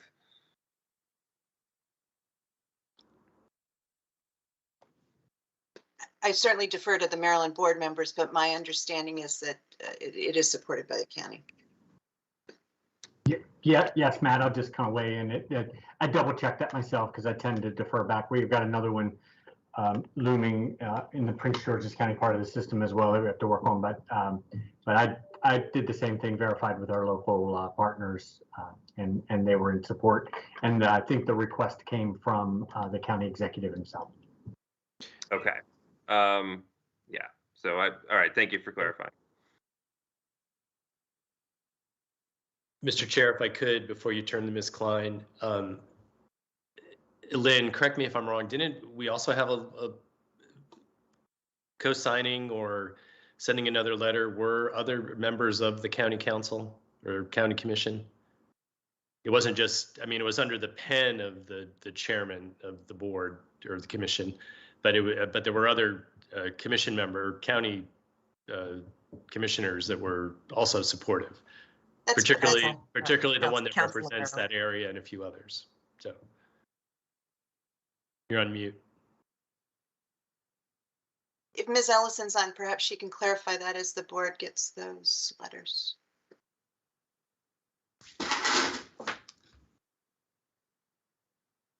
Mr. Chair, I'll have to go back and look at our records, but I believe that's correct. But I would like to verify that. So thank you. Thank you. Ms. Klein?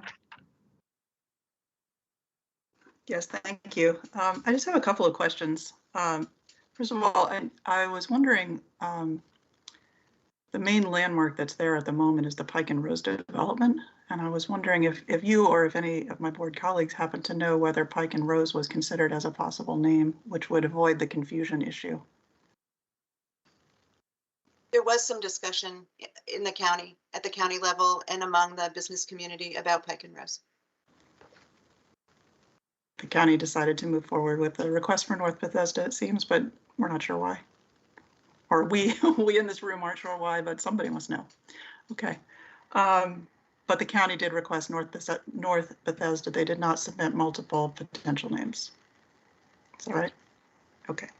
My other question, I have two others. One is, the county will pay for the cost to WMATA of changing the signage. I was trying to think whether there are other potential costs that could be faced either by local businesses or people having to update maps or things like that. Is there a range of costs that might not be borne by the county here that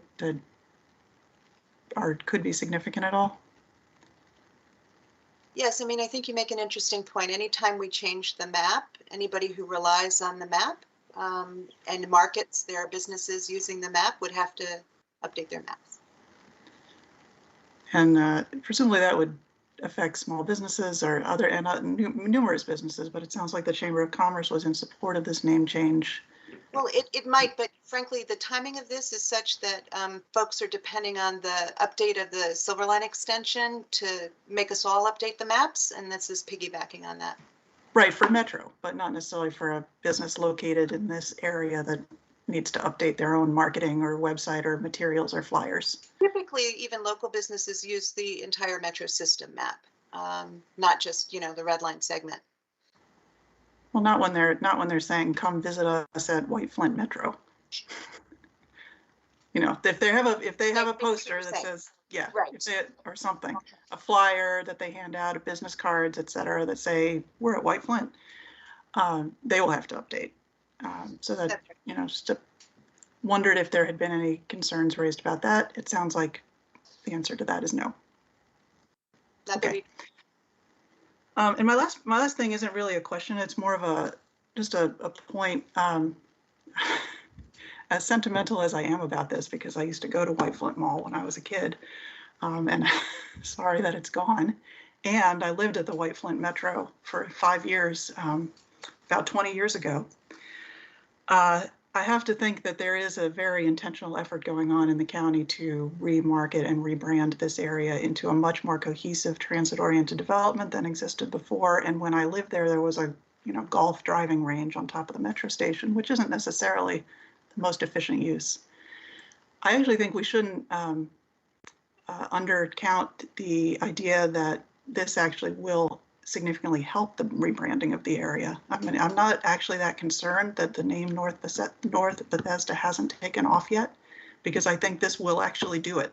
This will actually make the area North Bethesda. And I don't necessarily see a problem with that.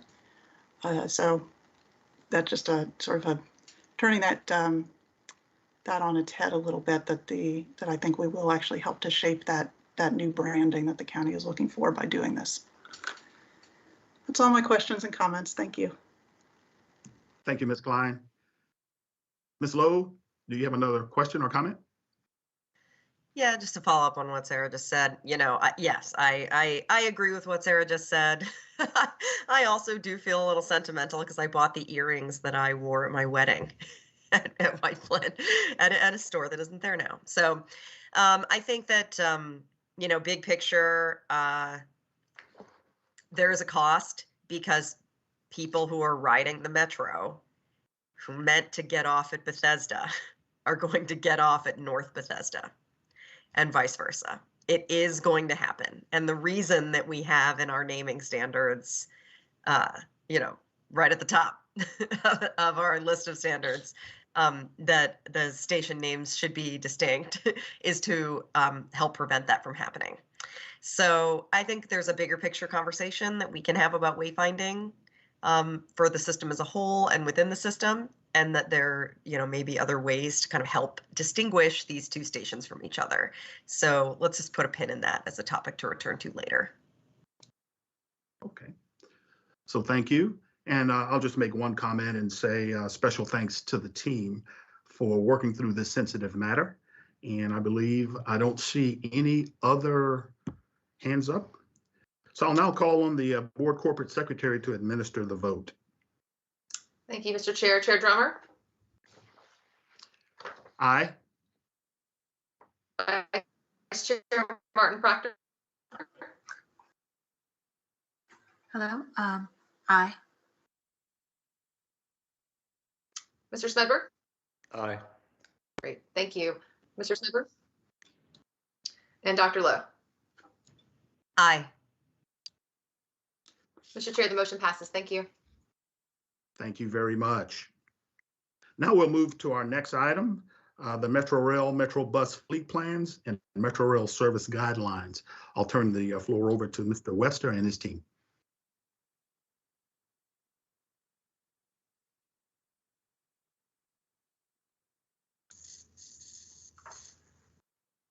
Thank you, Mr. Chairman, and good morning again. This is Tom Webster, Executive Vice President for Strategy, Planning, and Program Management.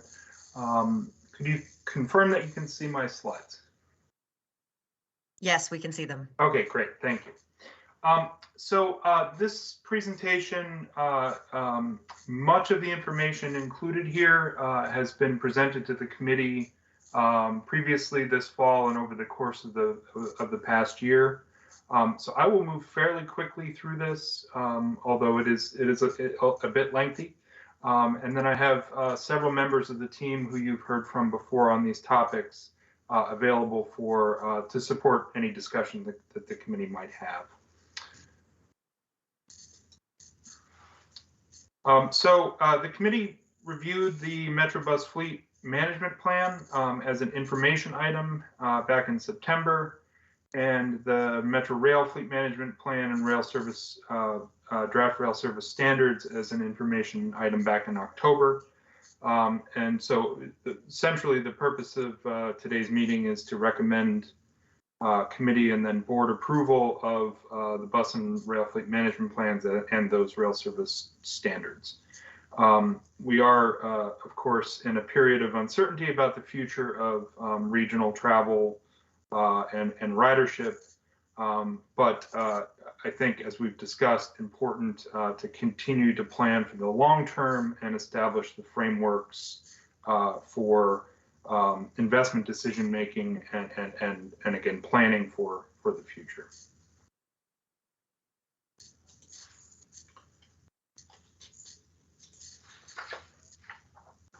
So fleet plans are updated periodically for again long-term planning and for framing future decisions. The Metrobus Fleet Management Plan was last updated back in 2017. In June, the board adopted zero-emission vehicle goals for bus that would shift bus procurement to be fully zero-emission by 2030, and the entire fleet, bus fleet, to be zero-emission by 2045. The updated Metrobus Fleet Management Plan under board consideration today is consistent with those goals. It aligns anticipated service levels, fleet needs, facility requirements, and bus procurements through 2038, which is that planning period. The Metrobus Fleet Plan forecasts a steady state of fleet size, approximately just under 1,600 buses, in line with the current size of the fleet to sustain and return to pre-pandemic service levels and accommodate existing and anticipated crowding over time. And again, I think important to note here, this is not a binding target or plan. There are certainly decisions the board can make along the way and updates that could be made to the plan, either up or down, depending on demand and interest in the region for different levels of bus service or improved frequency or changes in the providers of service across the region.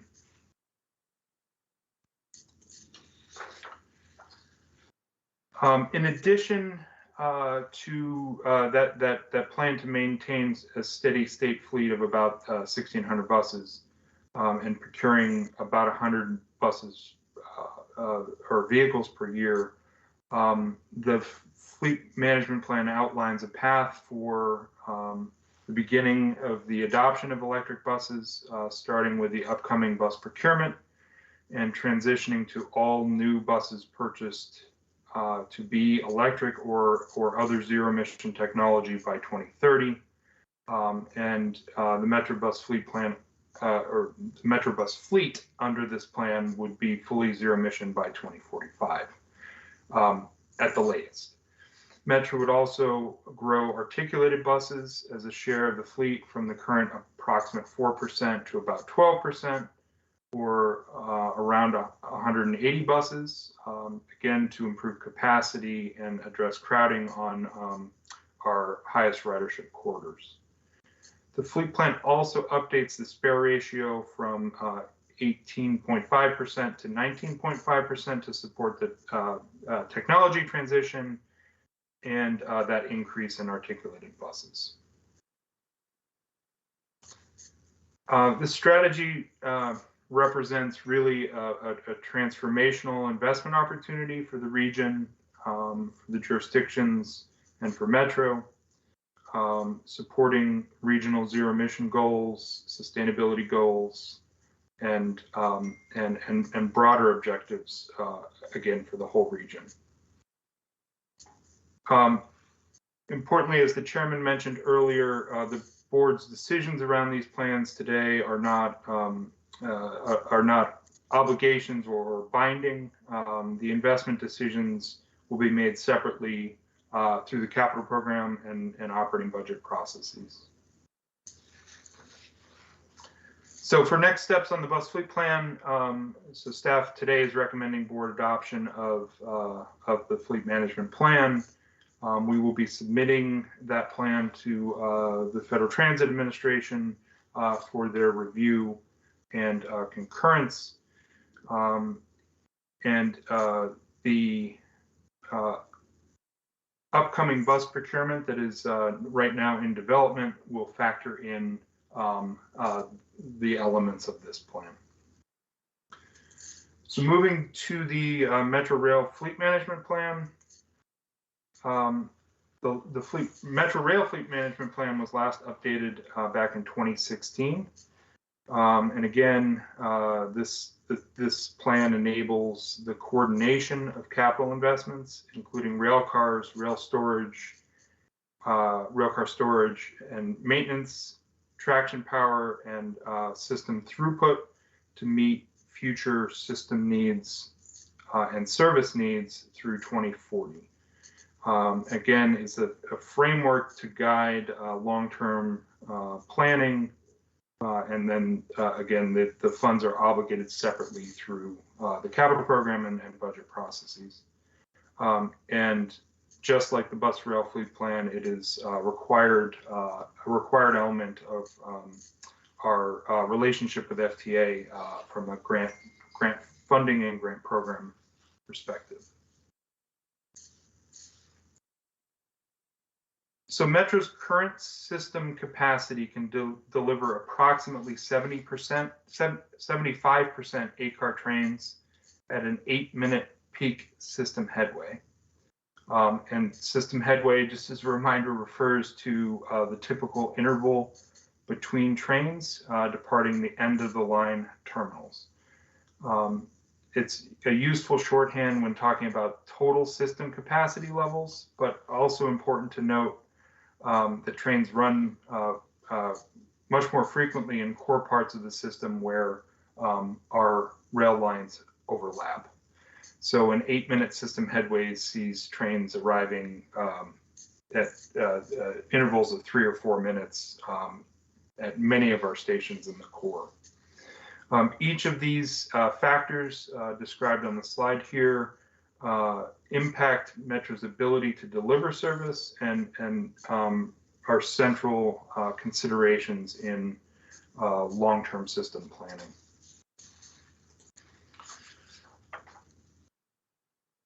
Train frequency and system capacity have also obviously significant and meaningful impacts on how many riders Metro can serve, and the quality of the customer experience. So under an 8-minute system headway with 75% 8-car trains, a given line has capacity to support 5,000 to 6,000 passengers per hour. Updating the system headway or in making that investment to update the system headway to 7 minutes while running 100% 8-car trains would increase the number of passengers Metro can accommodate by about 20%. And then a 6-minute headway would represent an additional 15 to 20% beyond that 20% from moving from 8 to 7. Higher system capacity can translate into benefits for riders, including shorter wait times with trains arriving more frequently, offers could offer riders a better chance of boarding a train quickly and lowers crowding throughout the system, and gives riders also a better shot at a seat on the train that they board. Long-term system planning and investment requires decisions to be made in advance due to the lead time required to deliver system capacity investments. This chart provides a summary of the lead times involved at a high level with those various investments ranging from as little as 1 year to many years for large scale capital investments.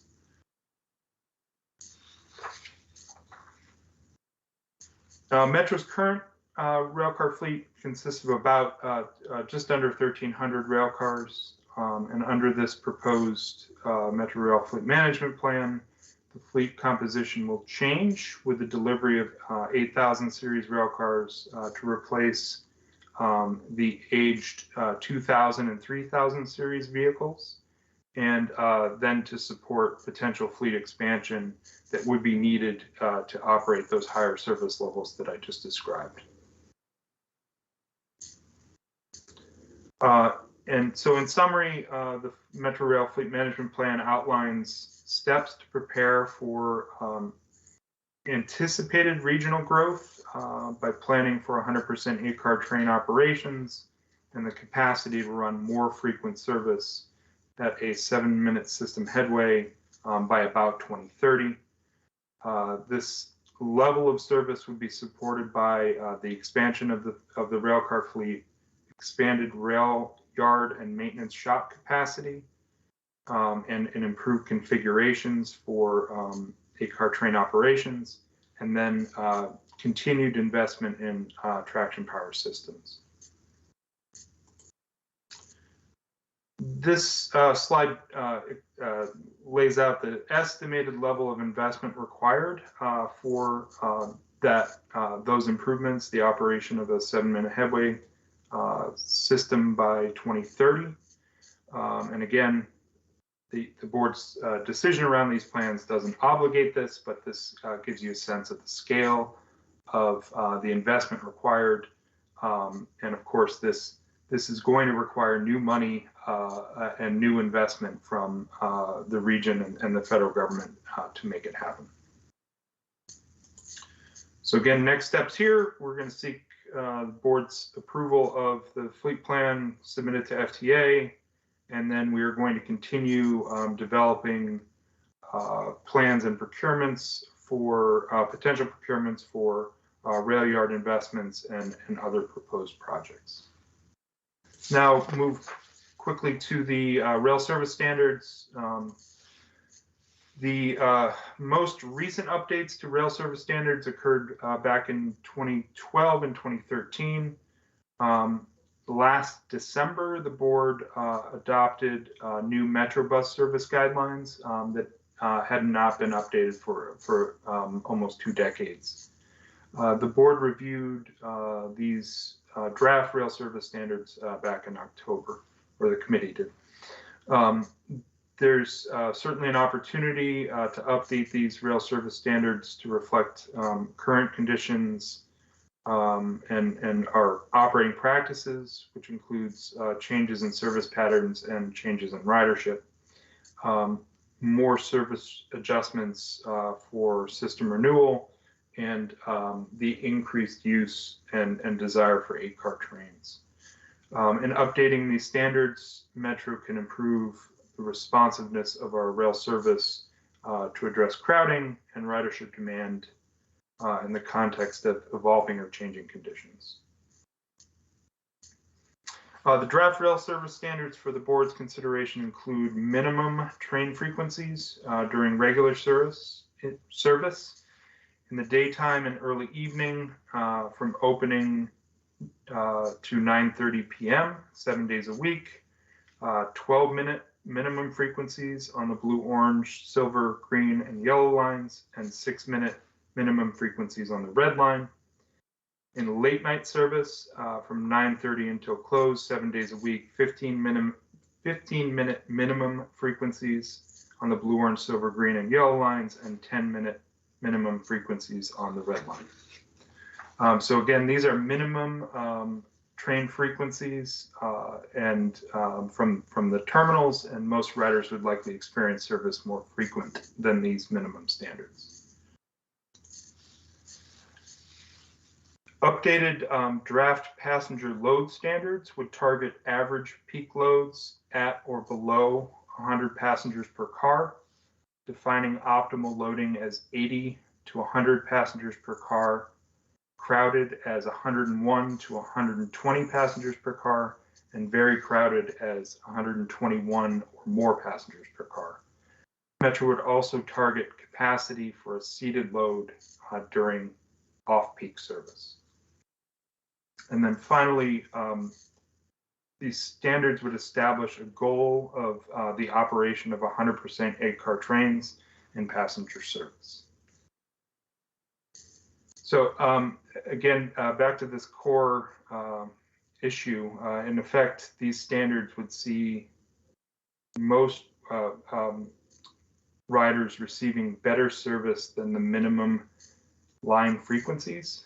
Peak service would run more frequently, and the red line and any interline segments where 2 or more lines overlap would have higher frequencies as well.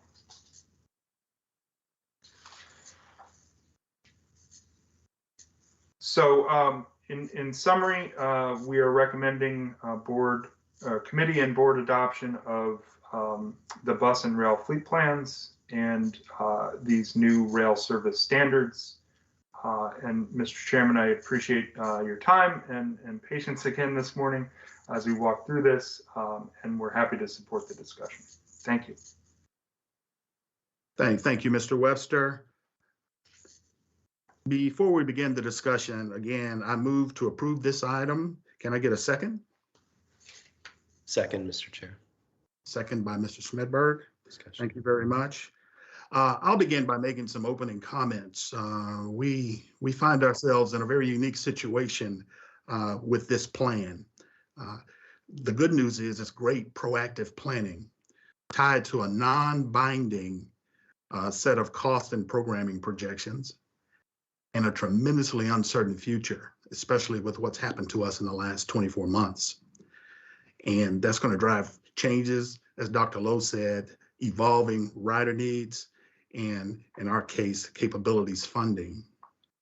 And there are 2 schools of thought that have been discussed as I've been talking to different people. And one is to delay a commitment to a plan because of this uncertainty. And the other is to assertively plan and adjust and communicate clearly to the public that we may need to make those adjustments, just as Mr. Webster articulated in this presentation. So I'm very much in support of assertively planning and adjusting and communicating with clarity to the public. So at this time, I'll open the floor to questions. We have several, and I'll start with Ms. Lowe. Thanks, Don. Okay, so I realize that I'm arriving very late in this conversation and that the committee already discussed a draft of this in September. I very much regret that I was not here. And I understand that we need this plan for the FTA. So with those caveats up top, I want to just kind of flag the big picture with these fleet management plans, which is that we have one plan for rail that's a vision for growth, and that's talking about 8-car trains at 7-minute headways and projecting a need for 6-minute headways. And then we have a plan for the bus fleet that's just talking about maintaining the status quo. And that's incompatible with our other planning around the bus transformation plan. And that's also incompatible with the trends that we're seeing in ridership right now in the middle of this pandemic in terms of where we're seeing resilience and where we're seeing growth. So that's just a context for my board colleagues and for staff to keep in mind that we didn't nail it 100% with this plan. We need we need this document for the FTA, so that's okay, but I think we need to find some ways outside the context of this plan to address some of these issues. And I'm conditionally willing to support this plan if we can get to a place where we can have a board operational tempo that's going to address some of these issues related to the bus system in particular, outside of revisiting this plan again. The first thing that I want to highlight for everyone is that on page 95, the bus fleet document really ended on a cliffhanger, and it identified this facility's capacity gap regarding supporting an electric bus fleet, but there was no plan to close the gap. We don't know what it's going to take to get dates for electrification of each bus barn, especially barns like West Ox that we don't even control. So we understand that there are all these variables that WMATA doesn't have control over and needs help with in order to advance electrification. And I did read the 2020 zero emissions update, but what's the status on that? It's about to be 2022, so that means 2020 was almost 2 years ago. What's the status on the issues identified there that WMATA needs help on? Who is working on them and helping us? So the first thing I think is that we need the 2020 zero emissions update to become like a quarterly update to the board, so that it's okay that we're a little vague here in the fleet management plan and that we didn't have all this nailed down already, but we need to get our house in order on that and figure out what it's going to take in order to get some more precision on that. If it's not going to be reflected in this document, we need to do the work otherwise to get that done. I also want to flag section 4.5, the discussion of bus technology. This was similarly really vague. And, honestly, just like thinking about it as a customer and not even as a board member, my biggest and most gigantic pet peeve is when my phone is wrong about when the bus is coming. And it happens way too often. And to me, I'm like, how is this not an easy fix? This is existing small tech on our current buses. Why isn't it fixed already? And what's it going to take to get it fixed? This document doesn't give a date.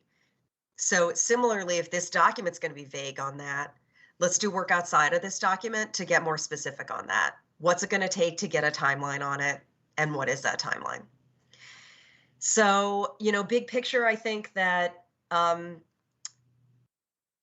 hope we're not biting ourselves in the butt by committing to a PVR of, 1,270 buses. That's based on a December 2019 kind of low point for bus ridership, and that doesn't reflect the recent growth that we've seen after we've made the bus network stronger through the new frequent bus network that we just adopted and through the priority bus treatments that jurisdictions have already started implementing, but then we know we're going to see go into hyperdrive as part of the bus transformation plan.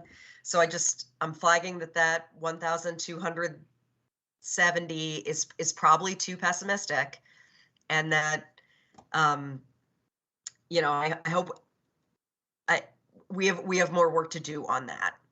So, if we can, as a board, kind of adopt an operational tempo around bus electrification and these variables that WMATA does not control and how we're tracking them and working on them, and regarding bus technology, then I think I can let go that this document is a little vague on those things, because we can make progress outside of this document on specifying those things.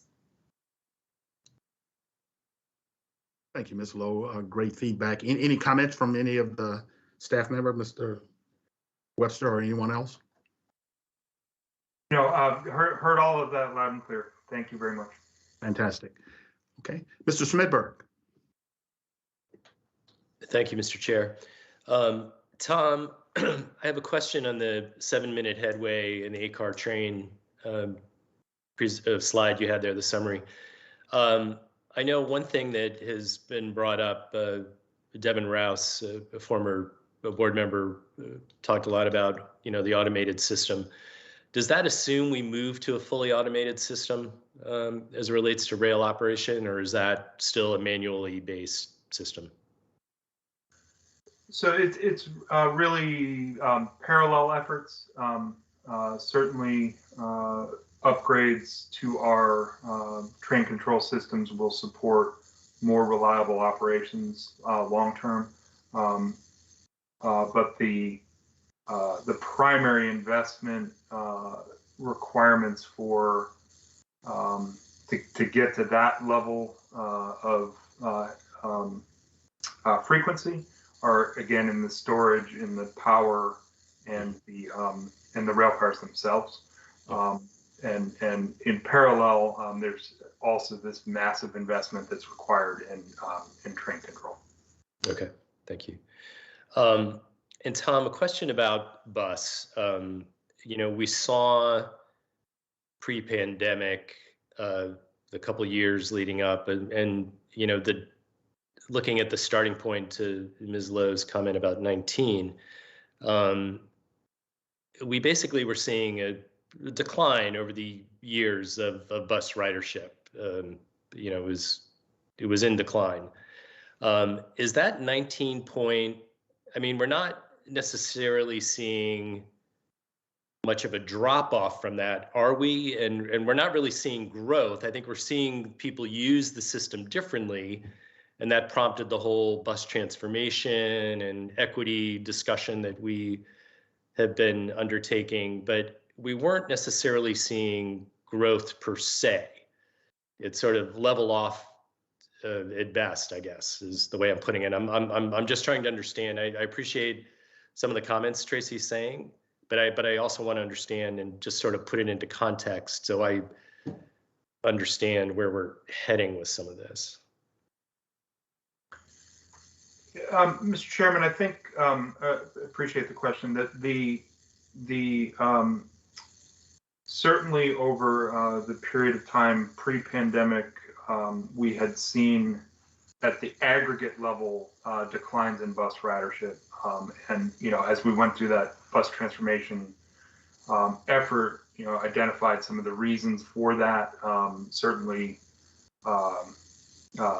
speed of buses, reliability, changes in travel patterns, origins, destinations, failure to update the network to address some of those things. Yeah. I think, you know, there are also many places where bus ridership grew, and many of those places are places where the region made investments in bus service.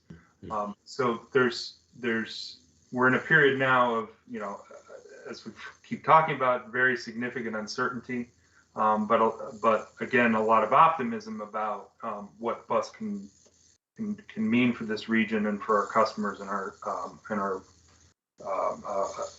riders. So, you know, overall here, I think we're laying out this broader framework, but there's certainly, as we've discussed, opportunities to revisit this, you know, frequently during the year, but then of course refresh these plans as circumstances change. Yeah, and is it also fair to say, Tom, that we looked at, or you all looked at, where the buses are deployed? I think we learned a lot, particularly during the pandemic, and I think that was really helpful information, at least it was for me anyway. And I think even that exercise was pretty valuable.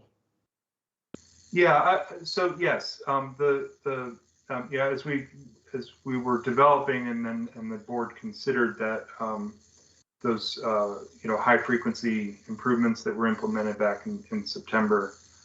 Yeah, a big part of that was where are the riders, where and where are the potential riders, and looking at where those opportunities are. So yeah, I think continuing to evaluate that as part of the bus transformation effort, and the bus priority efforts for the jurisdictions is really critical. Well, that's a key point too. I was going to ask you about that. So the jurisdictions, have been very focused on the bus transformation project, obviously, and we're very engaged in helping develop some of those plans. What they do and within their borders is also really, contributing to where we head with all of this. Is that a fair statement? Absolutely. So Metro doesn't control any of the roads. So it is absolutely a partnership with the jurisdictions from a bus priority standpoint, from how do we move more people faster? Absolutely. And the technology piece, I too sort of had a question on that. So what, to Tracy's point, and I know some of the local jurisdictions struggle with this as well. How is it? Well, let me just ask you innocently here, because I don't know much about this technology at all, but is it even possible? How possible is it to be 90+% accurate with the bus technology? That's a difficult question for me to answer. I mean, yeah. I mean, I don't know how else to put it, but and again, I know the local jurisdictions struggle with this as well. Yeah. So I don't know if Mark or Kit, you want to jump in here, but generally, we've made some progress over the years in improving this technology. I think we all acknowledge there's a ways to go here. Anyone who's used this themselves, as Director Lowe mentioned, it's very frustrating when the information is not correct. But it does require investment. It does require a lot of troubleshooting and other things. Mark, do you want to jump in? I see you came on. Yeah, I mean, this is Mark Irvin, Strategy Planning Program Management. I mean, it's certainly fair to say the customer expectation is that the data is available and accurate when they use it, essentially all of the time. And we have made progress in terms of making it more available and more accurate. I mean, just in the last couple of years, right, it's now available in our open data feed, so you can pick it up in things like mainstream apps like Google Maps, Apple Maps. And we know more customers are using it than ever. But we also know that, only about 85 to 90% of the time, buses are producing predictions. So there's about 10 to 15% of the time where real-time data is not showing up. And so there's a number of things that we're continuing to work to improve on in terms of making sure the onboard systems are logged and enabled. And also, when buses are on some sort of irregular schedule or a detour, the system currently can't generate real-time data, so we're working on updating the system. So if we make, a last-minute schedule change, or there's some other irregular circumstance, that will be possible for customers to see a prediction for that as well. So we definitely agree there's more work to do there. Yeah, and I asked Mark because, I know several folks who started taking the bus because it was simply faster and quicker to get around when there was no traffic on the road. And it was very quick for them to take the various lines, particularly people I know in the district. But now the traffic is back and is coming back. How are we going to keep those people as, say, bus riders, particularly if they're new to the system? So that's why I was sort of curious about the technology piece, because a lot of them seem to be using it. All right, thank you, Mr. Chair. Thank you, Mr. Smedberg. Ms. Babers?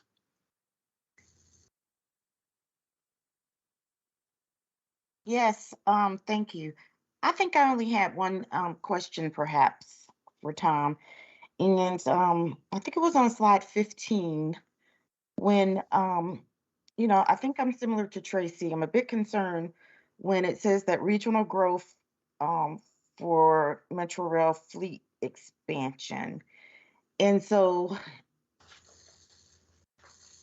I know that we're saying that the plan can be modified, Tom, but at what point do you think we'll modify? I mean, we recently heard from the federal government that they have indicated that federal employees can only have to go into the office one day a pay period, which means twice every 2 weeks. And so when it comes to our question of whether or not the federal government was going to come back in mass, we seem to have some sort of an answer right there. And so I know that that does not then, this word regional growth, that wasn't to take into consideration the federal government coming back, was it? No, and thank you, Ms. Babers, for the question. Part of the framing here is looking beyond our current circumstance with the pandemic and return to work and remote work. And that is largely because of how long it takes to make the capital investments that would be required for this level of capacity expansion.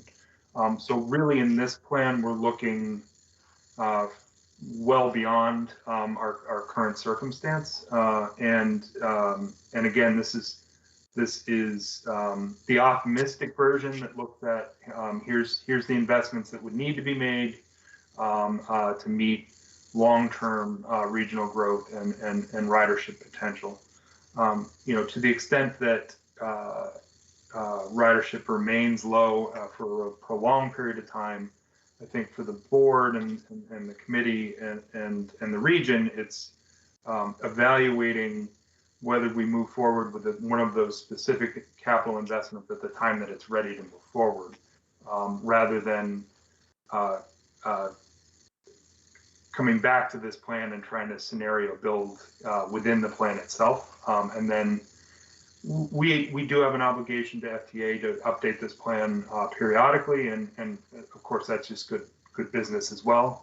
So that'll happen every couple of years, every few years, where we come back and refresh the assumptions and the status of projects and that sort of thing.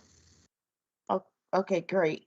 And then I just have to chime in with Tracy and perhaps Paul in terms of the bus times, the real-time information. I have recently switched to riding the bus more, and even when it produces the estimated arrival time, it's just not right. So yes, so I think that is, I heard Mark, and I think what he maybe was saying, well, sometime, the real time is not available, but even when it's available, it tends to be more wrong than right. So definitely we want to look at continuing to work on that. So thank you, Chair. I have nothing else. Thank you, Ms. Babers. Thank you, Ms. Babers. Mr. Letourneau? Thank you, Mr. Drummer. First of all, thank you for this presentation. This is a wonderfully geeky presentation. And those of us who voluntarily serve on this board are probably all geeks and transit geeks. So I thoroughly enjoyed reading through this and all the slides and going back into it. I do want to kind of get at this sort of bus versus rail discussion. It's one we've talked about a lot, but of course we have a lot of new board members. So I will, to some extent, be repeating things that I've been saying for the last couple of years, but I think they bear repeating in this context.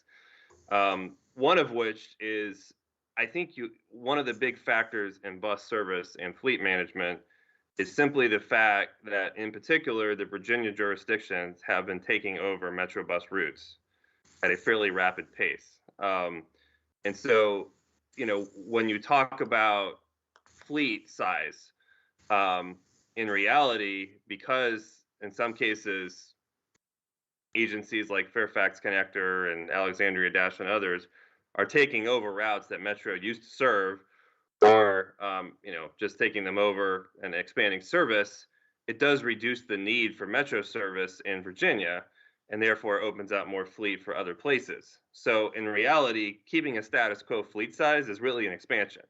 But it also gets at somewhat of the fundamental problem with this discussion, and it's a much broader one that we really do need to have as a board, which is the way we fund Metro. You can't keep asking the Virginia jurisdictions to put more and more money into a sphere of the system that they get less and less from.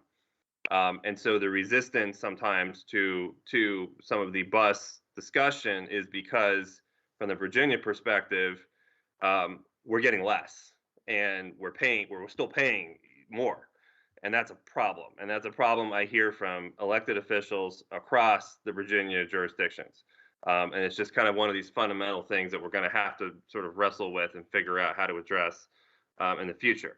Now, specifically with bus service, it seems to me there would be three factors related to service. There would be personnel, which we've talked a little bit about in the short term, having some issues, as does almost every other employer out there with keeping personnel. There's the number of units that we have, the fleet size. And I do want to say this plan does have growth because we're going from 4 to 12% in articulated, which does mean more capacity, but the number of units. And then there's fleet utilization. And that's not addressed here. And I think that could be one of the more important factors, because it doesn't matter how big your fleet is, it matters how much you're using the fleet. So what sort of utilization do we have now, and what will we expect to see? And is that a lever that could be adjusted to meet demand, for instance, in the future? And you may not have those numbers or statistics on you, but is that something you could share? I don't have them on me, but Mark or Kit might. And if not, we can certainly follow up. Yeah, sure. I can talk a bit about that. I mean, appreciate the framing of the different capacity levers. I mean, I think one high level measure of utilization is just how many miles do we drive a bus a year. And so a typical Metro bus is driven about 31,000, 33,000 miles a year. And, one of the things we did with the fall service changes was we are running more buses on Saturday and Sunday, right? And so that is something that we found we can do with a similar fleet size. And we know, comparing ourselves to other agencies, 30 or so thousand miles a year is a fairly normal range, but it's not the upper limit. So there is a possibility, especially if we're making service improvements off peak, to get more utilization out of the buses. It is fair to say, though, that the proximate constraint to more service is really operating funds, and then the ability to hire operators and maintenance personnel. We have a reasonable amount of flexibility in terms of the current facilities, and how many buses we have, and also how many buses we could acquire in a medium-term time frame. Okay, that's helpful, and I think it shows there are other constraints, and just looking at fleet size is probably not the full picture in terms of what our capacity expansion capability would be. I think how much of a factor is also congestion. We had a report last meeting or last month on the average speed that the buses have and the issues that they run into with bus lanes and things like that, which are all completely out of Metro's control because we don't own roads, right? So does that play into some of the challenges as well? Yeah, I mean, absolutely, right? Because we primarily pay for service in terms of hours of service and how many hours we have operators out on the road, and over time we've been translating essentially a similar number of hours of service into less miles of service, right? So if the bus goes slower, it's able to deliver less total service. So anything we can do to make buses go faster enables us to deliver more service for the same number of buses, same amount of operating funds. So, I mean, if we do want to take bus service to the next level, one easy way, not easy, but one way for us to start, each of us, in terms of the jurisdictions we represent, is to look inward and look at what else can we do in terms of bus lanes and mitigation for violations and things like that. And we did have a pretty good discussion about that and some of the initiatives that have been going on, throughout the region on that. But I think that would also help in terms of utilization and in terms of being able to enhance service, keep on schedule, things like that, if we're able to get at those things. Maybe just the final point would be, I would imagine that the bus fleet is a little bit more nimble than the rail discussion we have to have, because as we've seen, with the procurement we've been going through, which was a multi-year effort to get us to the point where we ordered cars, with a long design process and so on, that physical infrastructure is just very difficult and takes a lot of planning and a lot of investment. And you can't just go and purchase a rail car. Now I know you can't just go and purchase a bus either, and those are very high in demand. But I also don't think that it's quite the lengthy runway to get to the point where we're purchasing buses if we needed to, expand versus rail, where you're locked into a basically decade plus type of commitment trying to figure out who your provider is and what your design is. Is that a fair statement? Probably Tom or somebody. Yeah, Mr. Letourneau, generally, yes. The infrastructure investments, both rail and bus, are long lead, no doubt about it. What is a little bit easier on the bus side is those incremental changes where there might be a little bit more space in a facility, acquire a few more buses. That still takes time. And of course, all of this zero emission electric bus transition is going to take, as we've discussed at length, significant investment and time as well. But you're correct. Acquiring a rail car takes a significant period of time, and upgrading active rail facilities, storage and maintenance facilities, and what impacts that can have on operating existing service is significant. I don't want to suggest that either are easy or no, I know they're not. Yeah. Okay, thank you very much. Appreciate it. Thank you, Mr. Letourneau. Ms. Klein? Thank you. Yes. So I'll add my voice to those who are echoing or who are saying that it is an odd time to be submitting plans with the bus transformation project kicking off, pandemic ongoing, rail car issues affecting the fleet. It is just, I think we all have to think of this as a plan that we must submit, but as Matt was just talking about being nimble, we need to be nimble on this. Bus transformation project in particular, we are going to be looking at data and all that kind of stuff about ridership, but we're also going to be hearing from the public, which I think is a really important piece of this.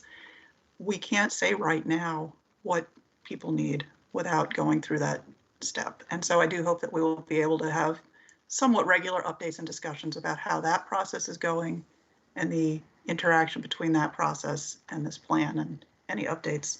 I did want to focus just for a minute though on the electrification. I know the board guidance was developed before I joined the board, before a number of us were here, and that it obviously was based on a variety of considerations, including the availability of capacity to handle additional electric vehicles, the availability of charging infrastructure for them, not just necessarily owned by WMATA, but maybe jurisdictional or shared charging infrastructure if there's a possibility there. And that does take time. But I do want to mention that there was just passed, as everyone knows, a significant infrastructure investment from the federal government, which includes an enormous increase in resources for electric vehicle purchases, electric vehicle facility upgrades, and charging infrastructure. And not just the programs, excuse me, that are dedicated for those purposes. And there are some. There's a significantly grown no and low emission vehicle program. There's charging infrastructure dedicated funding that's going to states, as well as a competitive program for that. So there's just so much opportunity, as well as continued RAISE grants and mega projects and new carbon reduction program. There's a lot of opportunity there. These programs, though, are 5-year funds, right? We don't know what's going to happen when this IIJA bill, this new infrastructure bill, ends in fiscal year 26. And I noted that our timeline for electric vehicle procurements extends beyond that. To the extent possible, I would encourage WMATA to work with the jurisdictions to front load as much of that as possible to fit within that grant window, that 5-year window between now and federal fiscal year 26, to make sure that we can maximize those opportunities and maybe get some of this electrification done in an accelerated fashion. So I just wanted to put that out there, and I really appreciate this presentation. It was Mr. Letourneau said, really, really detailed and helpful. So thank you very much. Thank you, Ms. Klein. Ms. Lowe?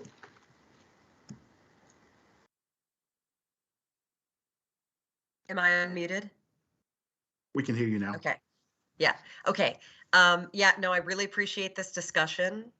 Thanks, everyone. And I think that, you know, regardless of whether we update literally like this plan or whether we do this another way, I think that the board can increase its operational tempo on bus electrification. That's just something, I think that's something that we can just do with the staff.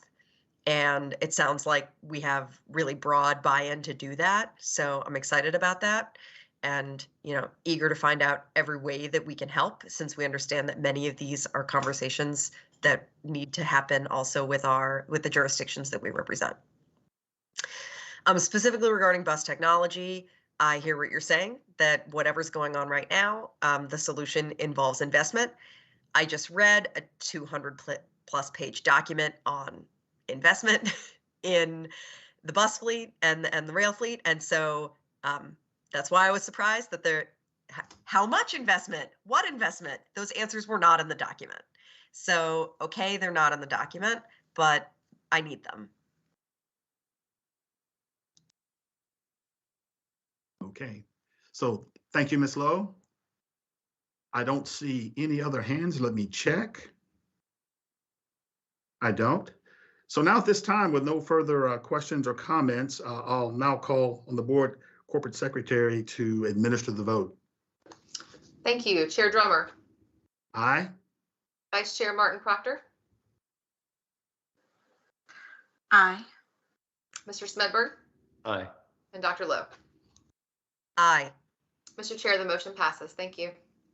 Thank you very much. Thank you, Mr. Chairman. Appreciate it. So now we will move to our information item, and we will turn it over to Ms. Impastato to discuss the safety CAPS update.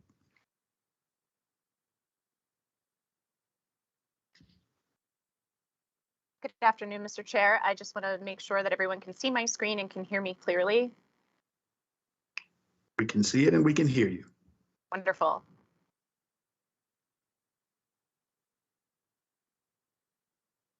All right. Today, I'm going to provide an annual update regarding Metro's progress on outstanding safety items stemming from findings and recommendations issued by the Washington Metropolitan Safety Commission, the WMSC, the National Transportation Safety Board, the NTSB, and the Federal Transit Administration, the FTA. When a safety deficiency or issue is discovered, actions to address or correct the issue are required to be taken. A corrective action plan is a formal plan that is developed by Metro to address the safety recommendation or finding from a regulatory oversight agency. A corrective action plan identifies specific action items to be performed, denotes milestone schedules, action coordinators and responsible parties, includes verification strategies to confirm the actions are completed, and measures performance to evaluate the efficacy of the plan. Metro develops corrective action plans in a multidisciplinary manner and submits the proposed actions to the relevant agency for review, and in the case of the WMSC, approval. As the actions are in progress, Metro routinely meets with both the WMSC and the NTSB. Within the framework and context of a safety management system, oversight is designed to assure that we're doing what we said we would do relative to compliance, and that it's working as intended with regard to effectiveness.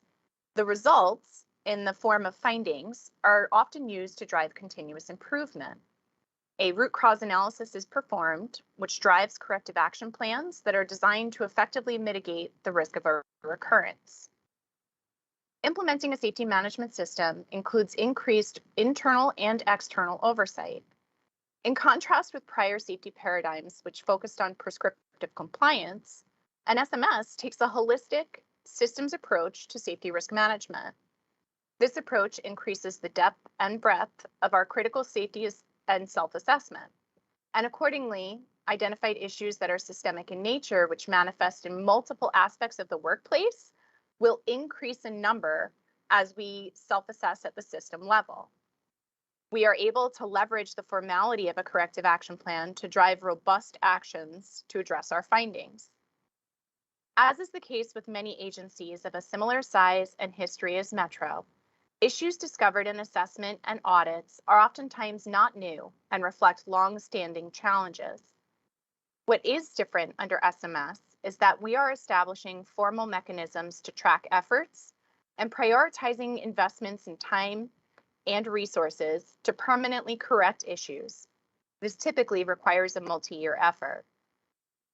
If we get the solutions right, the risk of recurrence will be effectively mitigated, which over time results in fewer corrective action plans, resulting in a gradual decline after an initial spike in number.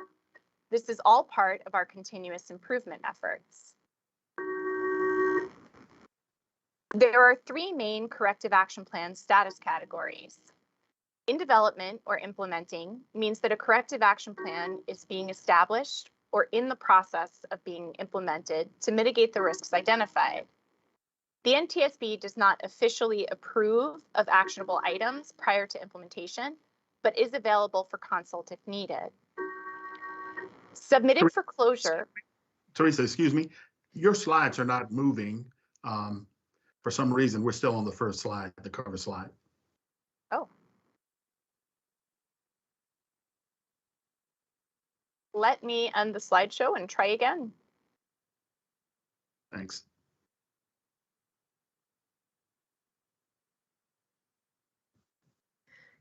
It wasn't in the slideshow. Maybe that was the problem. It's not in like, this is like the editing view.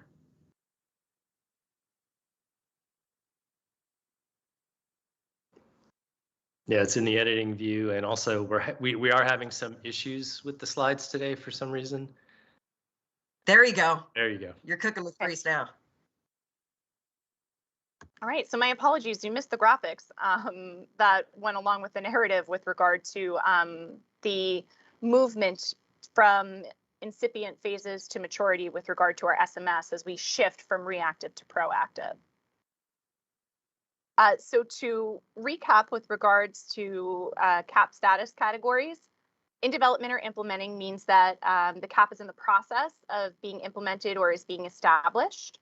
Submitted for closure means that the corrective action plan has been fully implemented and that supporting documentation and auditing material that demonstrates sustainable implementation has been submitted to the relevant agency for closure, and WMATA is awaiting response.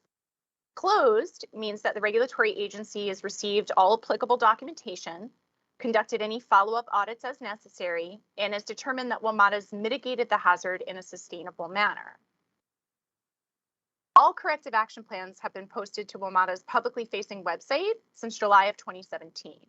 The corrective action plans are updated weekly based on recent closure approvals or issuance of recent findings that require additional corrective action plans.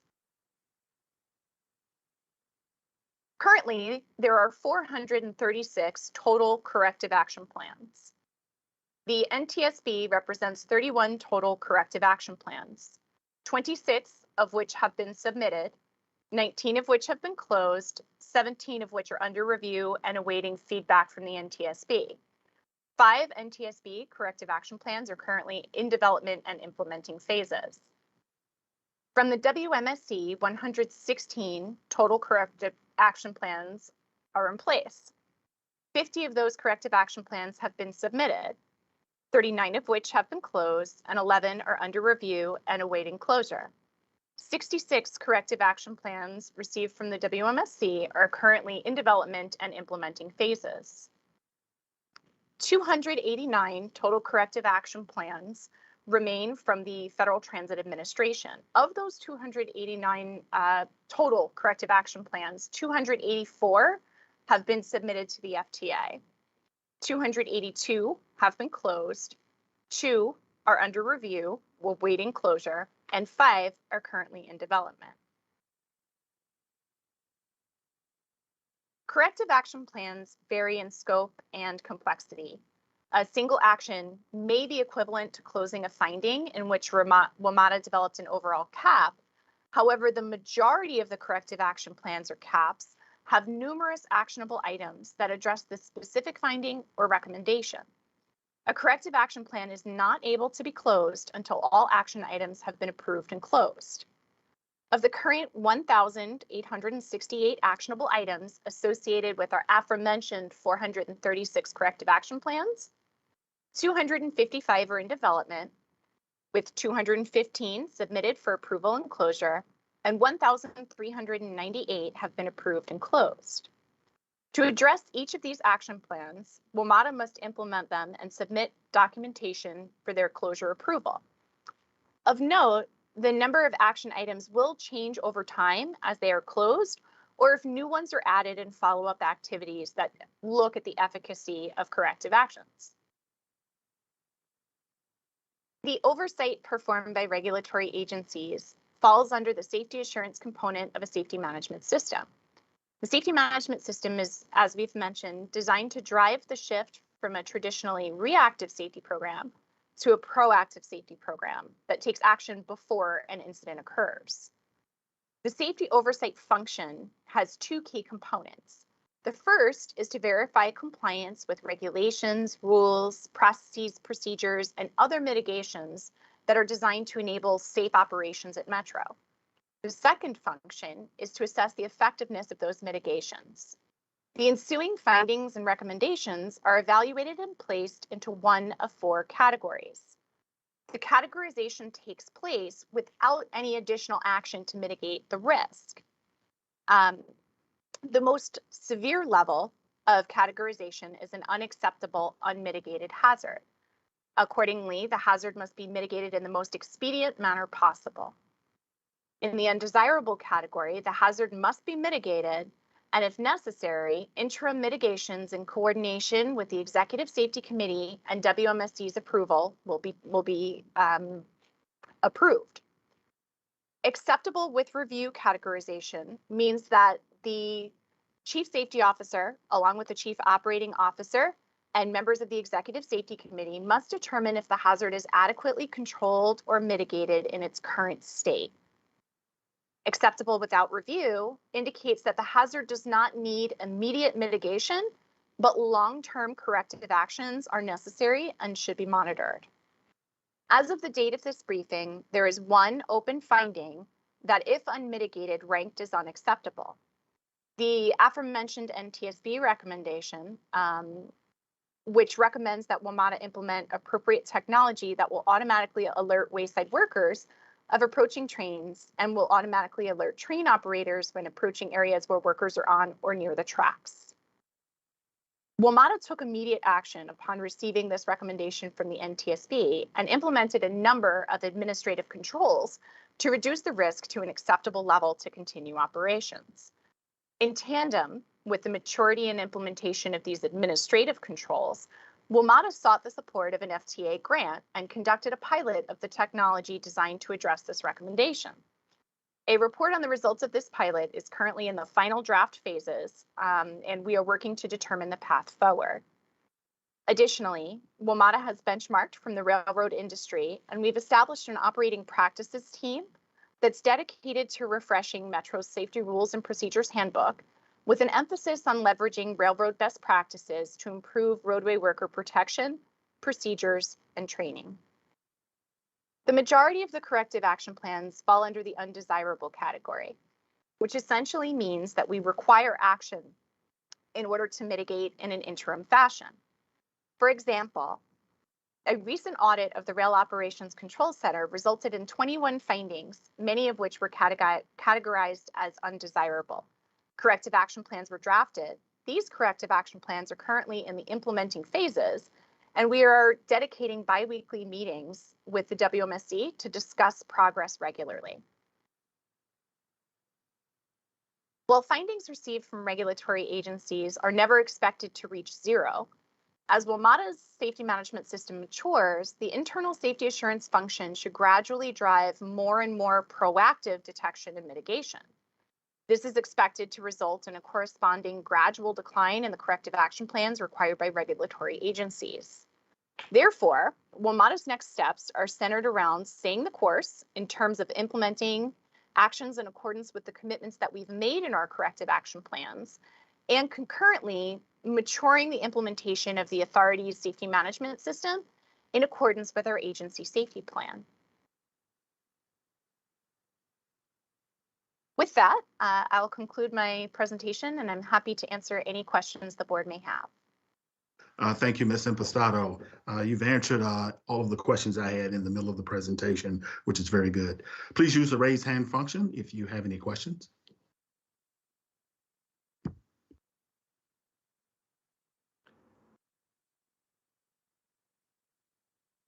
Mr. Smedberg.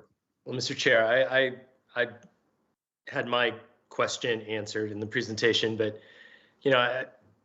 I just want to say, I know in the press nowadays and on the Twitter sphere, everything is under a microscope, but Teresa, I really appreciate your efforts and how far you've brought all of this along since your arrival, and the professionalism and the approach that you and your team have made to address all these issues and the magnitude of these issues. And I don't think people realize the scope of which, just the sheer number of CAPs and other issues that you've had to address and how many you've been able to close, has really been pretty remarkable in my view. So I just wanted to say thank you for those efforts and your ongoing efforts, which we know are pretty challenging right now. So thank you. Thank you, sir. Thank you, Mr. Smedberg. Ms. Lowe? Yeah, I'll similarly chime in and say, I'm new here, but I've been hearing about the need to create a culture of safety at WMATA for half my life. And I'm impressed at the concrete evidence of progress that, culture change is the hardest thing to do. And, this is concrete evidence of progress. And, it's really good to see. Because, I do think that, especially with everything that's going on right now, it's easy to, to feel frustrated and reactive. And the framing that you're talking about here about moving towards being proactive, that's what creating that culture of safety is all about.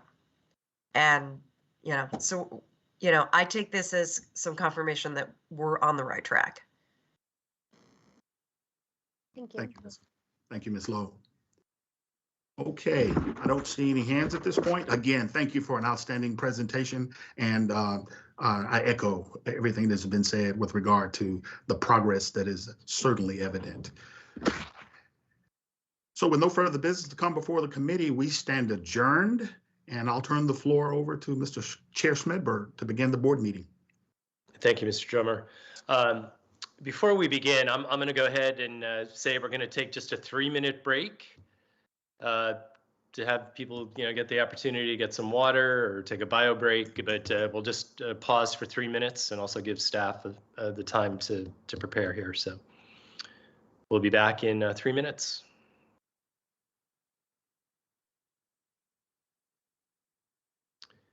Good afternoon, everyone. I'm Paul Smedberg, Chair of the WMATA Board, and thank you for being here today for our Board of Directors meeting of December 9th, 2021. Before we begin, I'll ask Ms. Ellison, Board Corporate Secretary, to please call the roll. Thank you. Chair Smedberg. Present. Vice Chair Babers. Present. Vice Chair Slater. Present. Director Klein. Present. Director Letourneau. Present. Director Lowe. Present.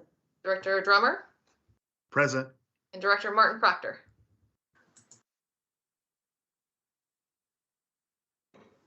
Present. Thank you. Mr. Chair, you have a quorum. Thank you, Ms. Ellison. First, we have approval of the agenda. If there are no objections, I'd like to consider the agenda approved as presented.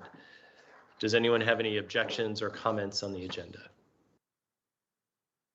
Hearing none, the agenda is approved. We have 3 sets of minutes for approval today: the November 18th, 2021 board meeting, executive sessions of November 18th, 2021 and November 29th, 2021. I'd like to consider these minutes approved as presented. Does anyone have any comments, changes, or objections to the minutes as presented? Okay, hearing none, the minutes are approved. And Ms. Ellison, please note that the board meeting of the 18th and the executive session of the 18th that I'll abstain on that. So noted. Thank you. Thank you. Next, our next item is the employee spotlight. This is the first one we've had in a while. Now I'd like to turn the floor over to the general manager and GM, Mr. Paul Wiedefeld, for today's employee spotlight. Mr. Wiedefeld. Good afternoon, Mr. Chairman and members of the board, and our operator, Mr. Richardson, just popped on the screen. This month's spotlight recognizes Metro Rail train operator Aaron Richardson, who works out of our Greenbelt division. Earlier this month, operator Richardson was pulling into Georgia Avenue Station on track 2 around 7:30 in the evening. Just moments before, a customer had jumped onto the tracks to retrieve a box of diapers that had fallen from the upper level mezzanine. Obviously, it should go without saying, but no one should ever do this, ever do this. The electrified third rail and the train movement on the tracks both present a very real risk to life. Instead, customers should find the station manager to help retrieve anything that has fallen onto the tracks, whether that's a cell phone, wallet, or larger item. On this evening, after jumping onto the tracks, the customer was initially unable to exit the roadway and move down the tracks as the train approached. Operator Richardson acted quickly and brought his train to a complete stop, just 10 to 20 feet from the customers. And again, unfortunately, many evenings I've had to deal with issues where we could not stop in time. So again, Mr. Richardson, thank you. But for people, please do never, ever get onto the tracks. The customer is then able to climb up to the platform and exited the station unharmed. We're all thankful for Operator Richardson's ability to remain alert and respond quickly to an unanticipated events. And we commend him for his actions that saved the customer's life. Please join me in applauding Mr. Richardson.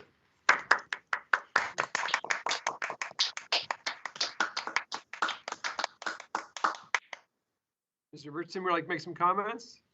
I really just want to thank you all for the recognition and just continue to do my best. Just do my best to be safe and keep the customers safe and myself and the public. I do my best every day. I know you do. Thank you, sir. Thank you, Mr. Richardson. And on behalf of the board, I want to extend our appreciation to those efforts and keeping our customers safe. So really appreciate that. Thank you so much. Yeah. Have a good holiday, sir. You too. Have a good holiday. Yeah. Thank you all. Thank you. Okay. Thank you, Paul. Next, we'll move on to public comment and advisory board reports. First, we'll hear from customers and stakeholders who have submitted comments to the board. Mr. Pasek. Good morning, Chair Slayberg. We only have one comment for today, December 9th, 2021. Comment comes from Joe McAndrew from Arlington County, Virginia. What is WMATA's plan to overcome the projected structural operating deficit that will materialize in FY24, which represents nearly 22% of the operating budget? Can you please share scenarios for how this would impact WMATA's service in FY24 if nothing happens? How much bus service is lost if we cut $519 million from its operating budget? Similarly, what would a $519 million cut to rail operations look like? Please help the region get our heads out of the sand here so we can amend laws if needed and or coordinate advocacy as one region at the federal level if needed. A board meeting session on this subject would be appreciated.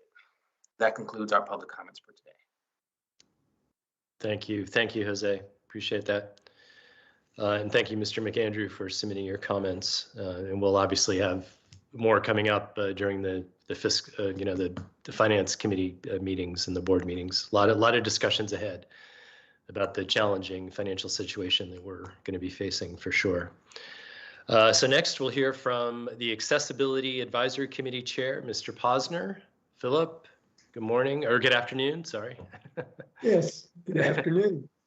How are you? This is the final report of the year, but not the last opportunity to hear from the AAC. Once again, you're all invited to visit with us at the bus rail and/or Metro Access subcommittees the next 2 Mondays from 4 to 6 p.m. Please check with your colleagues. Paul S., Paul W., Lucinda, Sarah, Kamala, Brianna, and most recently Tracy, to learn if they thought it was a good investment of their time to visit with us. And it certainly was valuable for us and our constituents. Look forward to more of you coming by. The primary issues we reviewed in November were customer service processes, floating bus stops, and return of shared ride on Metro Access. Most recently, when Dr. Lowe was with us, we discussed the current operating and capital budget process and its impact on the senior and disability communities. We understand that the budgets must be balanced. Any capital, service, and fare improvements must be paid for. We also hope that as a public service, WMATA can provide the highest level of equitable service with a reasonable fare box recovery, as well as with whether from the jurisdictions, the federal government, and public-private investments by entities throughout the region and businesses that benefit from having their workers, customers, and constituents travel to and from their locations safely and efficiently. During the future docket hearings, the AAC and its constituents hope to advise and advocate for capital investment in wayfinding and safety equipment, as well as upgrades in accessibility. We also plan to support service upgrades to underserved communities, as well as lowest sustainable flat fares and efficiency passes for Metro Access in the operational budget. So I'll let you hear from the rest of the group over the open hearings. So this has been great. You've had a long day, so let me finish it up for you. Thank you so much for listening. Thank you, have a Philip. great December. Thank you, Philip, and thank you for you and your group's participation throughout the year. And I know definitely we'll be hearing from your other committee members during the budget process, as we always do, but it's great. So, all right, thank you so much. Have a good holiday. Thank you. All right, take care. All right. Next, we'll hear from the Writers Advisory Council and the chair, Brian Mayers. Brian, good morning or good afternoon. Good afternoon. Sorry, saying good morning, but it is afternoon. So. Thank you so much. Good afternoon, Chairman Spedberg and fellow members of the WMATA Board of Directors. I hope everyone had a very nice Thanksgiving break and are looking forward to the next few weeks for the holiday season. The Writers Advisory Council has been working in two main areas over the past month. The first is working on internal reforms of the RAC with an ultimate aim at improving our ability to provide policy recommendations to the board. And then secondly, following the general manager's FY23 budget recommendations and preparing for our role in complementing public comment on aspects of the budget of importance to riders. First, I'd actually like to thank Dr. Lowe for attending our December meeting and offering her insights on ways for the RAC to provide the board with meaningful feedback that encompasses a variety of perspectives among both riders more generally, but also individual members of the RAC. We always love when directors are able to visit us. I would greatly appreciate it. I'd also like to thank alternate director Helfer for volunteering to serve as the board's RAC liaison. We look forward to working with her and taking advantage of her significant experience with public involvement in advisory boards and commissions. Going back to some of the issues that we were talking about over the past month concerning internal changes to the RAC, starting in the new year, we'll be implementing some procedural changes to improve both our efficiency with delivering policy recommendations, but also efficacy, and ensuring that members are given important information and preparation to make the most informed, responsive, and productive recommendations to the board of directors. The second main issue that we've been dealing with is that of the FY23 budget, as well as the proposed kind of next steps in terms of seeking public feedback concerning some of the issues that have been addressed in the budget, whether it's fair discounts and simplifications with the ultimate goal of supporting and increasing ridership, or whether it be investments in the capital improvement program, the CIP. We're looking forward to implementing or to complementing the work of the staff's public outreach efforts in providing kind of a more targeted perspective on some of those issues facing riders, both now, but also in the future. So I'd just like to thank you all again, and I hope everyone has a nice close to their 2021, and looking forward to working with the board of directors this upcoming year. Thank you all so much. Thank you, Brian. Really appreciate it, and appreciate the focus on the internal operations of RAC, and really looking at reforming the engagement. So appreciate those comments. Most definitely. All right, thank you, and have a good holiday. Take care. All right, next, report of the chair. Today, we'll be asked to approve a budget proposal or docket for feedback and to take to the public for hearings.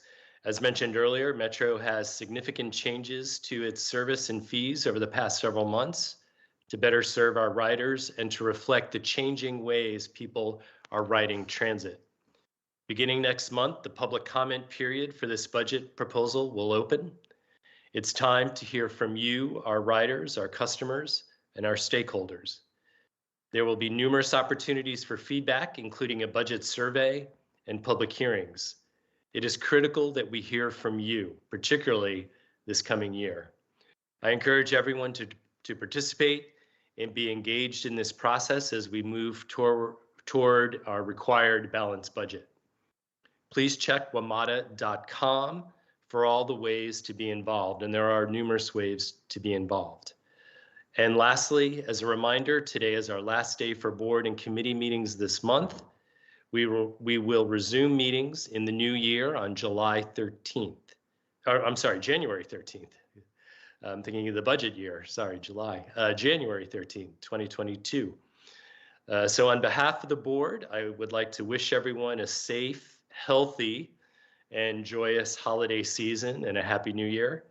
And this concludes my report. And now I'll turn the floor over to the GM, Mr. Wiedefeld, for his report. Mr. Wiedefeld. Thank you, Mr. Chairman. I want to give a report on the 7Ks, but before I do that, I want to take a moment to recognize Ms. Liz Field. She's Metro's Vice President of Project Implementation and Construction.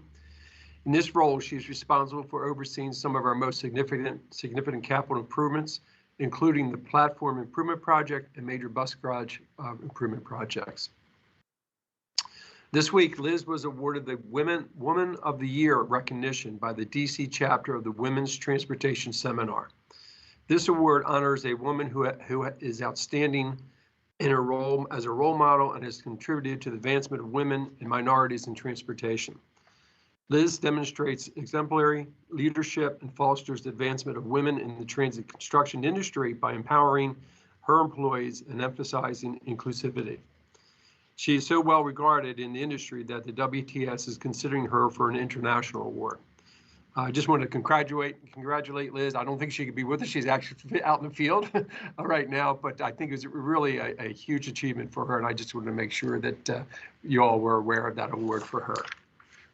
Now on the 7K update, in November, we conducted testing of two 7000 series trains under simulated passenger service conditions to establish the correct data-driven inspection interval of these rail cars. While the test period has ended, Metro's safety department and railcar maintenance engineers are busy reviewing the data and incorporating observations from the test period into the final inspection plan. The proposed The proposed plan will include more frequent wheel set inspections, which must be reviewed and accepted by the WMSC before the 7Ks can return to service.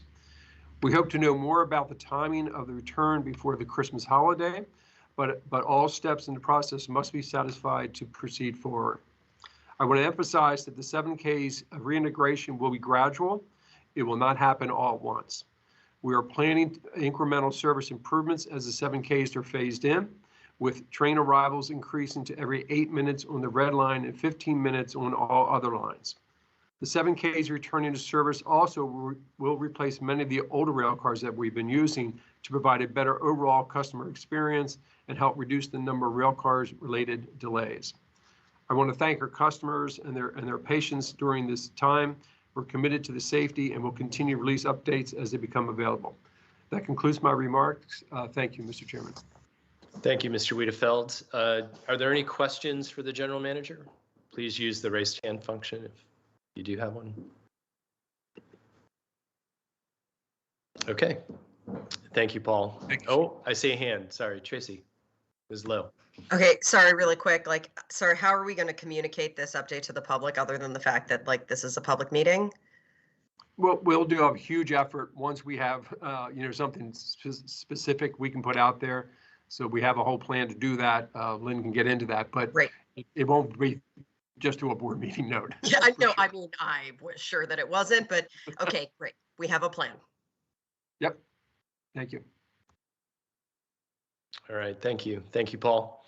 Now we'll move on to the report by the Finance and Capital Committee, and I'll turn the floor over to Mr. Letourneau. Thank you, Mr. Chairman. Of course, the Finance Capital Committee met earlier today. The following item was referred to the board from this morning's meeting. Authorization for public hearings on the FY23 operating budget and FY23 to 28 capital improvement program. Staff sought authorization to conduct public hearings on Metro's FY23 operating budget and FY23 to 28 CIP. Obviously, all of you were here for that discussion, so I will move approval of that item. Thank you, Mr. Letourneau. We have a motion on the table. Is there a second? Second. Seconded by Deputy Mayor Babers. Before we move, is there any discussion? Any comments? Okay, hearing none. Ms. Ellison, please call the roll. Thank you, Chair Smedberg. Aye. Vice Chair Babers. Aye. Vice Chair Slater. Aye. Director Klein. Aye. Director Letourneau. Aye. Director Lowe. Aye. Director Drummer. Aye. And Director Martin Proctor. Aye. Thank you, Mr. Chair. The motion passes. Thank you, Ms. Ellison. Next, we will move on to the report by the Safety and Operations Committee. Mr. Drummond. Thank you, Mr. Chair. There were two items referred to the board from this morning's Safety and Operations Committee meeting. Staff sought approval to change the name of the White Flint Metro Rail Station to North Bethesda pursuant to a request from Montgomery County. Montgomery County has committed $332,000 to cover the full cost of new signage associated with the name change. I move approval. Thank you, Mr. Drummer. We have a motion on the table. Is there a second?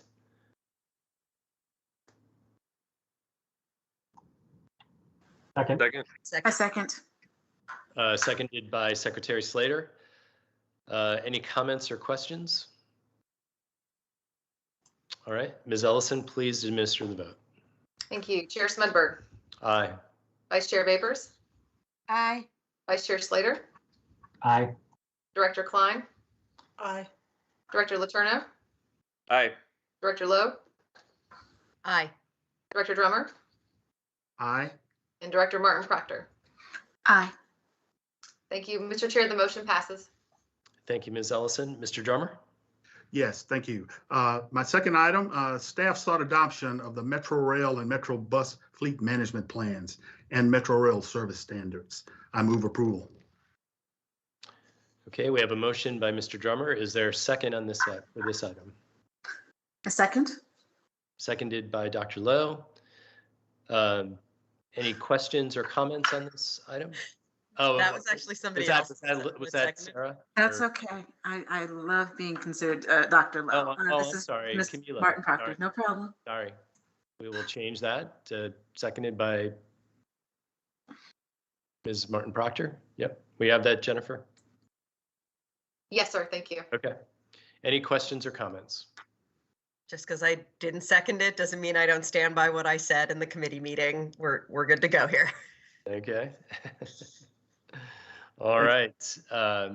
Ms. Ellison, please administer the vote. Chair Smedberg, Aye. Vice Chair Babers, Aye. Vice Chair Slater, Aye. Director Klein, Aye. Director Letourneau, Aye.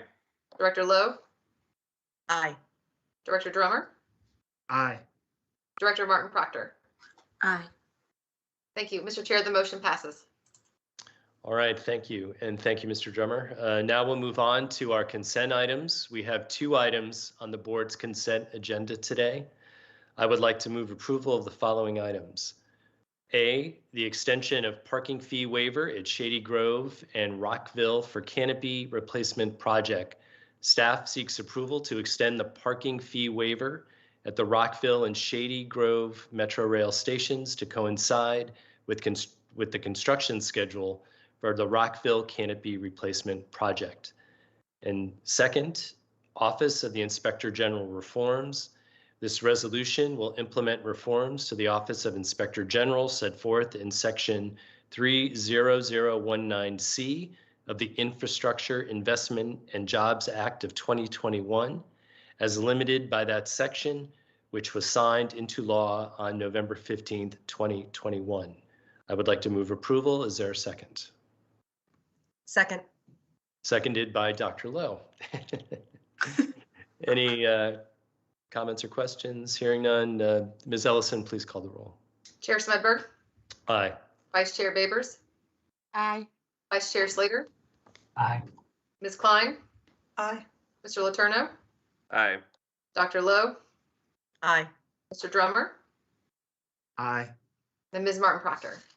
Aye. Mr. Chair, the motion passes. Thank you. Thank you, Ms. Ellison. Next, we'll move on to the reports by the jurisdictions. Run the Virginia Transportation Commission, NVTC. Mr. Letourneau, anything to report there? No, we are just completed our annual report to the General Assembly and the Governor, which is a statutory requirement in Virginia. And of course, we do have a new administration coming in.